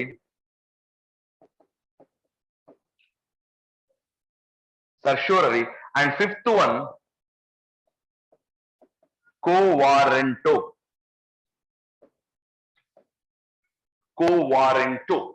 Habeas corpus, mandamus, prohibition, certiorari and quo warranto. ಈ ರೀತಿಯಾಗಿ ಬರ್ಕೊಳ್ಳಿ ಕನ್ನಡದವರು ಸಹ ಬರ್ಕೊಳ್ಳಿ. ಅದ್ರ ಅರ್ಥ ನಾನು ಹೇಳ್ಬೋದು ಕೆಲವೊಂದ್ ಕಡೆ, ಬಟ್ ಕನ್ನಡದಲ್ಲಿ ಹೀಗೆ ಗೊತ್ತಿರ್ಲಿ. ನಿಮ್ ಕನ್ನಡ ಆಲ್ವೇಸ್ ಇಂಗ್ಲಿಷ್ ಅಲ್ಲಿ ನೆನ್ಪಿಟ್ಕೊಳ್ಳೋದು ತುಂಬಾನೇ ಬೆಸ್ಟ್ ನಿಮ್ ಕನ್ನಡದಲ್ಲಿ ಅನ್ನೋದಕ್ಕಿಂತ. Habeas corpus, mandamus, prohibition, certiorari and quo warranto ಅಂತಕ್ಕಂಥದ್ದು ಬರುತ್ತೆ. ಕೋ ವಾರೆಂಟೋ ಅಂತಕ್ಕಂಥದ್ದು. ಓಕೆ, ಈಗ ಫಸ್ಟ್ ಒನ್ ಹೇಬಿಯಸ್ ಕಾರ್ಪಸ್ ಅಂತ ಬರ್ಕೊಳ್ಳಿ. ಕನ್ನಡದಲ್ಲಿ ಇದಕ್ಕೆ ಬಂಧಿ ಪ್ರತ್ಯಕ್ಷೀಕರಣ ಆಜ್ಞಾಪತ್ರ ಅಂತ ಕರಿತೀವಿ. ಬಂಧಿ ಪ್ರತ್ಯಕ್ಷೀಕರಣ ಆಜ್ಞಾಪತ್ರ, ಹೇಬಿಯಸ್ ಕಾರ್ಪಸ್. ಹೇಬಿಯಸ್ ಕಾರ್ಪಸ್, ಬಂಧಿ ಪ್ರತ್ಯಕ್ಷೀಕರಣ ಆಜ್ಞಾಪತ್ರ. ಅಂಡ್ ಒನ್ ಮೋರ್, ಈ ನಾನು ರಿಟ್ಗಳನ್ನ ಬರ್ಸ್ತೀನಿ ಬಿಡಿ, ಈಗೇನ್ ಬೇಕಾಗಲ್ಲ. ಈ ರಿಟ್ಗಳ ಪರಿಭಾವನೆ ಇದೆಯಲ್ಲ, concept of Ritz. From which constitution we borrowed the concept of writs? Can anybody? American, England? From England constitution. Al prerogative writs anta barutte. We borrowed the writ concept from the England constitution. Gottirilla nimage. English ಸಂವಿಧಾನದಿಂದ ನಾವು ಇದನ್ನ ಪಡ್ಕೊಂಡಿದೀವಿ. Okay, point is clear. ಈಗ habeas corpus ಬರ್ಕೊಂಡ್ಬಿಡಿ. ಬಂಧಿ ಪ್ರತ್ಯಕ್ಷೀಕರಣ ಅಂತಕ್ಕಂಥದ್ದು. ಏನಿದು ಬಂಧಿ ಪ್ರತ್ಯಕ್ಷೀಕರಣ? ಹೆಸರು ಕನ್ನಡದಲ್ಲಿ ಎಷ್ಟು ಬ್ಯೂಟಿಫುಲ್ ಆಗಿದೆ, ಬಂಧಿ ಪ್ರತ್ಯಕ್ಷೀಕರಣ. ಇದಕ್ಕೆ ಇಂಗ್ಲಿಷ್ ಅಲ್ಲಿ ಹೇಬಿಯಸ್ ಕಾರ್ಪಸ್, ಇದರ ಅರ್ಥ ಏನಂತಂದ್ರೆ ಟು ಹ್ಯಾವ್ ಎ ಬಾಡಿ ಅಂತ ಅರ್ಥ ಕೊಡುತ್ತೆ. ದೇಹವನ್ನ ಹೊಂದು ಎಂಬ ಅರ್ಥವನ್ನ ಕೊಡುತ್ತದೆ. ಟು ಹ್ಯಾವ್ ಎ ಬಾಡಿ, ದೇಹವನ್ನ ಹೊಂದು ಎಂಬ ಅರ್ಥವನ್ನ ಕೊಡುತ್ತೆ. It means to have a body, to have a body ಅಂತಕ್ಕಂಥದ್ದು. ಏನ್ ಟು ಹ್ಯಾವ್ ಎ ಬಾಡಿ ಅಂತ ಬಂದ್ರೆ ಸಿಂಪಲ್ ಆಗಿ ಹೇಳ್ಬಿಡ್ತೀನಿ ನಾನು ನಿಮ್ಗೆ. Any person, if any person is arrested, ಬಂಧನಕ್ಕೆ ಯಾವುದೇ ಒಬ್ಬ ವ್ಯಕ್ತಿ ಆಗಿದ್ದ ಅಂತ ಹೇಳಿದ್ರೆ ಬಂಧಿಸಿದ ಸಮಯದಿಂದ 24 ಗಂಟೆಗಳ ಒಳಗಾಗಿ ಆತನನ್ನ ಹಾಜರುಪಡಿಸಬೇಕು. ಯಾರ ಮುಂದೆ ಹಾಜರುಪಡಿಸಬೇಕು? ನ್ಯಾಯಾಧೀಶ ಅಥವಾ ನ್ಯಾಯಾಲಯದ ಮುಂದೆ ಹಾಜರುಪಡಿಸಬೇಕಾಗುತ್ತದೆ. The person who has been arrested should be produced before court or magistrate within 24 hours of arrest. ಬರ್ಕೊಂಡ್ಬಿಡ್ಬೋದು ನೋಡಿ ಏನ್ ಹೇಳುತ್ತೆ, ಏನು ಈ ಪ್ರಾವಿಷನ್ ಅಂತ ಹೇಳಿದ್ರೆ the person who has been arrested should be produced before court or magistrate within 24 hours. ನೋಡಿ, ಬಂಧನದ 24 ಗಂಟೆಗಳೊಳಗಾಗಿ ಬಂಧಿಸಿದ ವ್ಯಕ್ತಿಯನ್ನು ನ್ಯಾಯಾಧೀಶ ಅಥವಾ ನ್ಯಾಯಾಲಯದ ಮುಂದೆ ಹಾಜರುಪಡಿಸಬೇಕಾಗುತ್ತದೆ. ಸೆಂಟೆನ್ಸ್ ಇಸ್ ಕ್ಲಿಯರ್, ಹಾಜರುಪಡಿಸಬೇಕಾಗುತ್ತದೆ. ಓಕೆ, ಇನ್ ಕೇಸ್, ಒಂದು ವೇಳೆ if police fail to produce, 24 ಗಂಟೆಗೊಳಗಾಗಿ ಹಾಜರುಪಡಿಸಲಿಲ್ಲ ಎಂದಾದರೆ, ಹಾಜರುಪಡಿಸಲಿಲ್ಲ ಅಂತಾದ್ರೆ ಈ ಬಂಧಿಸಿದ ವ್ಯಕ್ತಿಯ ಯಾವ ಹಕ್ಕಿಗೆ ಧಕ್ಕೆ ಬಂದಂತೆ ಯಾರಾದ್ರೂ ಹೇಳ್ತಾರೆ? ಒಂದು ವೇಳೆ ಪೊಲೀಸ್ ಅರೆಸ್ಟ್ ಮಾಡ್ಕೊಂಡು ಹೋಗ್ಯಾನ, 24 ಗಂಟೆ ಒಳಗೆ ಹಾಜರುಪಡಿಸಿಲ್ಲ, ಆತನ ಯಾವ ಹಕ್ಕಿಗೆ ಧಕ್ಕೆ ಬಂದಂತೆ? Article 21 personal liberty. ನೋಡಿ, ವ್ಯಕ್ತಿ ವೈಯಕ್ತಿಕ ಸ್ವಾತಂತ್ರ್ಯ ಇದೆ ಅವನಿಗೆ ಜೀವನವನ್ನು ನಡೆಸುವುದಕ್ಕಾಗಿ. ನೀನು ಹೋಗಿ ಬಂಧಿಸಿ ಎಲ್ಲೋ ಒಂದ್ ಕಡೆ ಇಟ್ಟೆ ಅಂದ್ರೆ ಅವನ ವೈಯಕ್ತಿಕ ಸ್ವಾತಂತ್ರ್ಯಕ್ಕೆ ಧಕ್ಕೆ ಬಂದಂತೆ. Please to remember, if the police fail to produce the detained person, it amounts to violation of individual liberty. Article 21 ವೈಯಕ್ತಿಕ ಸ್ವಾತಂತ್ರ್ಯಕ್ಕೆ ಇದು ಧಕ್ಕೆಯನ್ನ ಕೊಡುತ್ತದೆ. ಗೊತ್ತಿರಲಿ ನಿಮಗೆ, ಹಾಜರು ಪಡಿಸಲೇಬೇಕಾಗುತ್ತದೆ. Point is clear. It is ಏನ್ 22 ಎಲ್ಲೋ ಅಂಶ ಇದೆ, ಬಟ್ ಯಾವ ಹಕ್ಕನ್ನ ಇದು ಚ್ಯುತಿಗೊಳಿಸುತ್ತೆ ಅಂತ ಬಂದಾಗ 21 ಅಂತಕ್ಕಂಥದ್ದು ಬರುತ್ತೆ. ಪರ್ಸನಲ್ ಲಿಬರ್ಟಿ ಅಂತಕ್ಕಂಥದ್ದು, ಇಂಡಿವಿಜುವಲ್ ಲಿಬರ್ಟಿ ಅಂತಕ್ಕಂಥದ್ದು ಧಕ್ಕೆ ಆಗುತ್ತದೆ. ಓಕೆ, ಈಗ ನೀವು ಪ್ರಶ್ನೆ ಕ್ಲಿಯರ್ ಆಗಿ ಬಂತು. ಏನು ಅಂದ್ರೆ ಪ್ರೊಡ್ಯೂಸ್ ಮಾಡಿಲ್ಲ. ಈಗ who can file the case? ಯಾರು ಕೇಸ್ ಫೈಲ್ ಮಾಡ? ಈಗ ನನ್ನ ಅರೆಸ್ಟ್ ಮಾಡ್ಕೊಂಡು ಹೋಗಿದಾರ ಅಂತ ಇಟ್ಕೊಳ್ಳಿ, ಅರೆಸ್ಟ್ ಮಾಡ್ಕೊಂಡು ಹೋಗಿದ್ದಾರೆ. ಯಾರಾದ್ರೂ ಬಂದು ಅರೆಸ್ಟ್ ಮಾಡ್ಕೊಂಡು ಹೋದ್ರೆ ನೀವು ಸುಮ್ಮನೆ ಇರ್ತೀರಾ? ನಮ್ ಸರ್ ಅರೆಸ್ಟ್ ಮಾಡ್ತೀರಿ ಅಂತ ಕೇಳ್ತಿರಿಲ್ಲ, ನೀವು ಕೇಳ್ತೀರಾ ಇಲ್ಲ? ಅದಕ್ಕೂ ಕೇಳಲಿಲ್ಲ ಅಂತಂದ್ರೆ ಕರ್ಕೊಂಡು ಹೋಗ್ರಿ ಸರ್ ಅಂತ ಅಂದ್ಬಿಡ್ತೀರಲ್ಲ. Simple it is. ನೋಡಿ, ಒಂದ್ ವೇಳೆ ಕರ್ಕೊಂಡು ಹೋದ್ರಪ್ಪ, 24 ಗಂಟೆ ಒಳಗಾಗಿ ನಾನು ಪಡಿಸಿಲ್ಲ ಅಂತಂದಾಗ, ಆಗ ನಾನಂತೂ ಕೇಸ್ ಫೈಲ್ ಮಾಡಕ್ಕಾಗಲ್ಲ. I am in custody right now. Police ನಾನು ಎದುರಾಕೊಂಡ್ಬಿಟ್ಟಿದ್ದಾರೆ, ಅವ್ರ ವಿರುದ್ಧ ನಾನ್ ಕೇಸ್ ಫೈಲ್ ಮಾಡಕ್ಕಾಗಲ್ಲ. ಆದರೆ ನನಗೆ ಸಂಬಂಧಪಟ್ಟವರು third person can file case on behalf of me. ನನ್ನ ಪರವಾಗಿ ಮೂರನೇ ವ್ಯಕ್ತಿ, ನನ್ನ ಸಂಬಂಧಿಕನಾಗಿರಬಹುದು, ನನ್ಗೆ ಗೊತ್ತಿರ್ತಕ್ಕಂಥ ವ್ಯಕ್ತಿ ಆಗಿರಬಹುದು, ಆಗ ಪ್ರಕರಣವನ್ನ ದಾಖಲಿಸಬಹುದು ಅಂಡ್ ರಿಟ್ ಅನ್ನ ಹೂಡಬಹುದು, ಆಜ್ಞಾಪತ್ರಕ್ಕಾಗಿ ಮನವಿಯನ್ನ ಸಲ್ಲಿಸಬಹುದು. ನೋಡಿ, third party can file the case in favour of person who has been arrested, who has been failed to be produced before court or magistrate within 24 hours. Okay, 24 ಗಂಟೆಗಳೊಳಗಾಗಿ ಆತನ್ನು ಒಪ್ಪಿಸಿದ, ಏನಾದ್ರು ನ್ಯಾಯಾಲಯದಿಂದ ಹಾಜರುಪಡಿಸಿದ ಪೊಲೀಸ್ ವಿಫಲವಾಗಿದ್ದೆ ಆದಲ್ಲಿ ಬಂಧಿಸಿರುವ ವ್ಯಕ್ತಿಯ ಪರವಾಗಿ ಬಂಧಿಸಿದ ವ್ಯಕ್ತಿಯ ಸಂಬಂಧಿಕರು ಆತನ ಪರವಾಗಿ ಪ್ರಕರಣವನ್ನ ದಾಖಲಿಸಬಹುದು. Third person can file the case ಅಂತಕ್ಕಂಥದ್ದು. Okay, this is the point is clear. Against whom it can be filed? ಯಾರ ವಿರುದ್ಧ ಇದನ್ನ ಫೈಲ್ ಮಾಡಕ್ ಬರುತ್ತೆ? ಪೊಲೀಸ್. ಅಂದ್ರೆ ಸರ್ಕಾರಿ ವ್ಯಕ್ತಿಗಳ ವಿರುದ್ಧ ಇದನ್ನ ಫೈಲ್ ಮಾಡೋ, ಅಂದ್ರೆ ಖಾಸಗಿ ವ್ಯಕ್ತಿಗಳ ವಿರುದ್ಧ ಫೈಲ್ ಮಾಡಕ್ ಬರಲ್ವಾ? Don't you think that it can be filed against private individual? ಬರುತ್ತಾ? ಬರಲ್ವಾ? ಯಾರ ವಿರುದ್ಧ ಫೈಲ್ ಮಾಡ್ಬೋದು ಇದನ್ನ? ಓನ್ಲಿ ಸರ್ಕಾರಿ ವ್ಯಕ್ತಿನ. ಪೊಲೀಸ್ ಏನಾಗುತ್ತಾನೆ? ಸರ್ಕಾರಿ ವ್ಯಕ್ತಿ ಹೌದಿಲ್ಲ. And can it be filed only against private individual, not public individual, not private individual. ನೋಡಿ, this is the beauty of this writ. Yes, the writ of habeas corpus can be filed against public individual as well as private individual. This is the one beauty of this writ. ನಾನು ಇನ್ನುಳಿದ 4 ರಿಟ್ಗಳನ್ನ ಹೇಳ, 5 ರಿಟ್ಗಳೇನ್ ಬರ್ತಾವಲ್ಲ, 5 ರಿಟ್ಗಳು ಇಲ್ಲಿ ಉಳಿದ 4, 2, 3, 4, 5 ಇವೆಲ್ಲ, ಇವನು ಕೇವಲ ಸರ್ಕಾರಿ ವ್ಯಕ್ತಿ ಸಂಸ್ಥೆಗಳ ವಿರುದ್ಧ ಮಾತ್ರ ಹೂಡಕ್ ಬರುತ್ತೆ, ಖಾಸಗಿ ವ್ಯಕ್ತಿಯ ವಿರುದ್ಧ ಹೂಡಕ್ ಬರಲ್ಲ. ಆದ್ರೆ ಹೇಬಿಯಸ್ ಕಾರ್ಪಸ್ ಮಾತ್ರ ಸರ್ಕಾರಿ ವ್ಯಕ್ತಿ ಮತ್ತು ಖಾಸಗಿ ವ್ಯಕ್ತಿಯ ವಿರುದ್ಧವೂ ಸಹ ಹೂಡಬಹುದು. This is the only writ which can be filed against public individual as well as private individual. ಸರ್ಕಾರಿ ವ್ಯಕ್ತಿ ಮತ್ತು ಖಾಸಗಿ ವ್ಯಕ್ತಿ ಇಬ್ಬರ ವಿರುದ್ಧವೂ ಸಹ ಹೂಡಬಹುದು. Any doubt? ಎಕ್ಸಾಂಪಲ್ ಕೊಡ್ತೀನಿ, ವೇಟ್ ಮಾಡಿ, just wait for a while. ನನಗೆ ಗೊತ್ತಿದೆ ನೀವು ಕೇಳ್ತೀರಿ ಇದನ್ನ ಅಂತಕ್ಕಂಥದ್ದು. ಎಕ್ಸಾಂಪಲ್ ಸಮೇತ ನಾನು ಹೇಳುತ್ತೇನೆ. Anybody from Yadgiri? ಯಾರೊಬ್ರು ಯಾದಗಿರಿದಿಂದ ಇದ್ದೀರಿ ಅಂತಂದಿರಲ್ಲ? ಎಸ್. ಮಾತಾ ಮಾಣಿಕೇಶ್ವರಿ ಗೊತ್ತಿರ್ಬೇಕಲ್ಲ, ತೀರ್ ಹೋದ್ರಲ್ವ, ಈಗಿಲ್ಲ ಅಲ್ಲ ಅವರು. ಶಿ ಡೈಡ್ ನಾವು, ಇಲ್ಲ ಅಂತ ಅಂದ್ಕೊಳ್ತೀನಿ. ವರ್ಷದಲ್ಲಿ 2 ಬಾರಿ ಆಕೆ ದರ್ಶನ ಕೊಡ್ತಾ ಇದ್ಲ, 1 ಬಾರಿ ನೋಡಿ. Early she used to come to the sunlight only once. ಅಂದ್ರೆ ಸೂರ್ಯನ ಬೆಳಕನ್ನೇ ಆಕೆ ನೋಡೋದಿಲ್ಲ. ಆಕೆಯ ಒಂದು ಗುಹೆಯಲ್ಲಿ ಒಂದು ರೂಮ್ ಅಲ್ಲಿ ಇಟ್ಟಿರ್ತಾರೆ. ವರ್ಷದಲ್ಲಿ 1 ಬಾರಿ ಮಾತ್ರ ದರ್ಶನ ಕೊಡಕ್ ಹೊರಗಡೆ ಬರ್ತಾರೆ. ಬಂದು ಭಕ್ತಾದಿಗಳೆಲ್ಲ ನಿಂತಿರ್ತಾರೆ. ಆಕೆ ಆಶೀರ್ವಾದ ಪಡ್ಕೊಂಡು ಹೋಗ್ತಾರೆ. ಮತ್ತೆ ಆಕೆ ಮುಗಿಸ್ಕೊಂಡು ಒಳಗೆ ಹೋಗ್ತಾರೆ. 1 ವರ್ಷ ನಂತರ ಬರುತ್ತೆ. ಅವಾಗ ಯಾರೋ ಕಾನ್ಸ್ಟಿಟ್ಯೂಷನ್ ಓದಿರೋರಿಗೆ ಒಂದು ಪ್ಲಾನ್ ಬರುತ್ತೆ. ನಿಮ್ಮ ಕುಂತಿರ್ತಿರಲ್ಲ, ಸುಮ್ನೆ ಕುಂತಿರ್ತೀರ ಊರಾಗ, ಎಲ್ಲೋ ಒಂದ್ ಕಡೆ ಓದಿದೀನಿ, ಯಾವುದೋ ಒಬ್ಬ ವ್ಯಕ್ತಿಯನ್ನ 24 ಗಂಟೆಗಿಂತ ಹೆಚ್ಚು ಕಾಲ ಬಂಧನದಲ್ಲಿ ಇಡಂಗಿಲ್ಲ ಅಂತ ಹೇಳಿ ಏನ್ ಮಾಡಿದ್ರು ಕೆಲವು ಜನ, ಆ ದೇವಸ್ಥಾನದ ಆಡಳಿತ ಮಂಡಳಿಯ ವಿರುದ್ಧ ರಿಟ್ ಫೈಲ್ ಮಾಡಿದ್ರು, ಮಾತಾ ಮಾಣಿಕೇಶ್ವರಿಯ ಪರವಾಗಿ. C, the temple administration is misusing the lady by house arrest ಅಥವಾ ಬಂಧನದಲ್ಲಿ ಇಡುವ ಮುಖಾಂತರ. 1 ವರ್ಷಕ್ಕೊಮ್ಮೆ ಹೊರಗೆ ಬರ್ತಿದ್ದಾರೆ. ಆಕೆಗೆ ಇಷ್ಟ ಇದೆಯೇ ಇಲ್ವಾ ಅನ್ನೋದನ್ನ ಫಸ್ಟ್ ಆಕೆ ಕೇಳಿ ಅಂತಂದಾಗ ಆ ಪ್ರಕರಣ ದಾಖಲಾಗಿತ್ತು. ಗೊತ್ತಿರಲಿ ನಿಮಗೆ. ನೋಡಿ, that administration of temple is A private body. It is ಅವರ ವಿರುದ್ಧನೇ ಕೇಸ್ ಫೈಲ್ ಮಾಡಿದ್ರು. ಆ ಕೇಸ್ ನಡೀತಾ ಇತ್ತು. In between that Mata Manikeshwari died. ಆ ಕೇಸ್ ಅಲ್ಲಿಗೆ ಕ್ಲೋಸ್ ಆಯ್ತು. ಅಂದ್ರೆ ಅರ್ಥ, anybody against anybody it can be issued. ಇನ್ನೂ ಸುಲಭವಾಗಿರ್ತಕ್ಕಂಥ ಒಂದು ಜೆನ್ಯೂನ್ ಕೇಸ್ ಅನ್ನ ನಾನು ಹೇಳ್ತೀನಿ ನಿಮಗೆ. ಇದು ಬಹಳ ಸುಲಭವಾಗಿ ಅರ್ಥ ಆಗುತ್ತೆ ನಿಮಗೆ. ಏನು ಅಂತ ಹೇಳಿದ್ರೆ, a boy and girl, they were loving each other. ಇಬ್ರು ಒಬ್ರನ್ನೊಬ್ರು ತುಂಬಾನೇ ಇಷ್ಟಪಡ್ತಾ ಇದ್ರು. ದಿನಗಳು ಕಳೆದಂತೆಲ್ಲ ಇವ್ರು ಇಷ್ಟಪಡ್ತಿರ್ತಕ್ಕಂಥ ವಿಚಾರ ಹುಡುಗಿಯ ತಂದೆಗೆ ಗೊತ್ತಾಗುತ್ತೆ. ಯಾರಿಗೆ ಗೊತ್ತಾಯ್ತು? ಹುಡುಗಿಯ ತಂದೆಗೆ ಗೊತ್ತಾಯ್ತು. When he came to know the things ಗೊತ್ತಾದಾಗ ಇಮ್ಮಿಡಿಯೇಟ್ ಆಗಿ ತಂದೆ ಏನ್ ಮಾಡಿದ ಅಂತಂದ್ರೆ, ಮಗಳನ್ನ ಮನೆಯಲ್ಲೇ ಕೂಡಿ ಹಾಕಿದ. He house arrested his own daughter ನ ಕೂಡಿ ಹಾಕಿದ. ಅತ್ತ ಕಡೆ ಹುಡುಗ ಕಾಯ್ತಾ ಇದ್ದಾನೆ, ಬರ್ತಾ ಇಲ್ಲ, ಬರೋದಿಲ್ಲ. How she comes?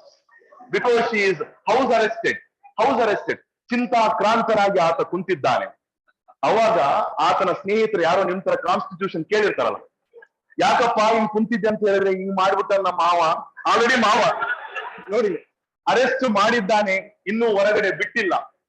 Still he hasn't sent her daughter out ಅಂತಂದಾಗ ಓದಿರೋರು ಅವನಿಗೆ, ದೋಸ್ತ ನೀನ್ ವರಿ ಮಾಡಕ್ ಹೋಗ್ಬೇಡ, ಈಗ ತಾನೇ ಕ್ಲಾಸ್ ಕೇಳ್ಕೊಂಡ್ ಬಂದಿದ್ದೀನಿ ನಾನು. ಯಾವುದೇ ವ್ಯಕ್ತಿಯನ್ನ 24 ಗಂಟೆಗಳ ಕಾಲ ಅವರ ಇಚ್ಛೆ ವಿರುದ್ಧವಾಗಿ ಬಂಧಿಸುವಂತಿಲ್ಲ ಅಂತಂದಾಗ ಅವಾಗ ಫ್ರೆಂಡ್ ಎದ್ ನಿಂತು ಬಿಟ್ಟ. ಹಿಂಗಾಗಿ ಏನಂತ ಕೇಳಿದಾಗ, it is there, let us file case against your father in law. ನಿಮ್ಮ ಮಾವನ ವಿರುದ್ಧನೇ ಕೇಸ್ ಹಾಕಂಬ ಅಂತ ಹೇಳಿ they filed case in the court. Judge ನೋಡ್ತಾನೆ ಆಶ್ಚರ್ಯ, ಹೇಬಿಯಸ್ ಕಾರ್ಪಸ್ ಫೈಲ್ ಕೇಸ್ ಆಗಿದೆ. Habeas corpus file, there is a provision. Immediate ಆಗಿ ನೋಡ್ತಾನೆ ಜಡ್, ತಂದೆಗೆ ಸಮನ್ಸ್ ಜಾರಿ ಆಯ್ತು. ಇಮ್ಮಿಡಿಯೇಟ್ ಆಗಿ ನಿನ್ನ ಮಗಳನ್ನ ಕರ್ಕೊಂಬಾ ನೀನ್ ಇಲ್ಲಿಗೆ ಅಂತ ಹೇಳಿ ಬಂದ ತಂದೆ. Obviously it is.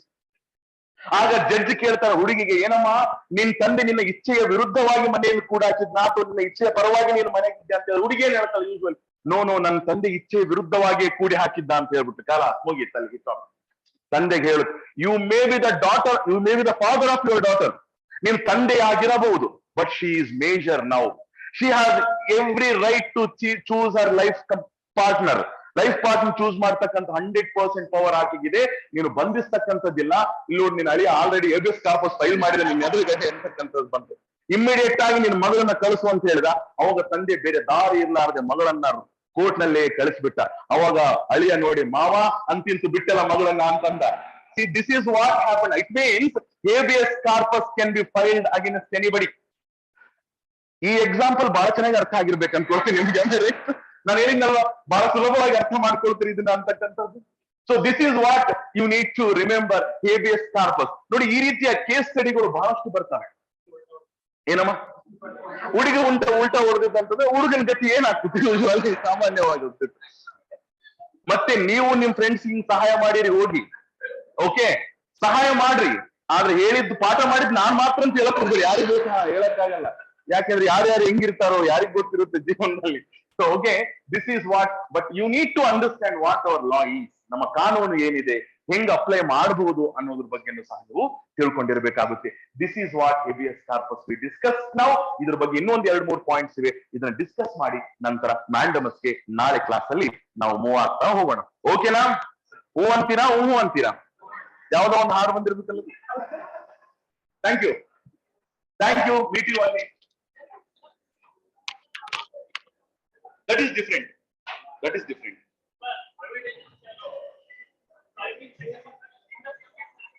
ಏನಮ್ಮ?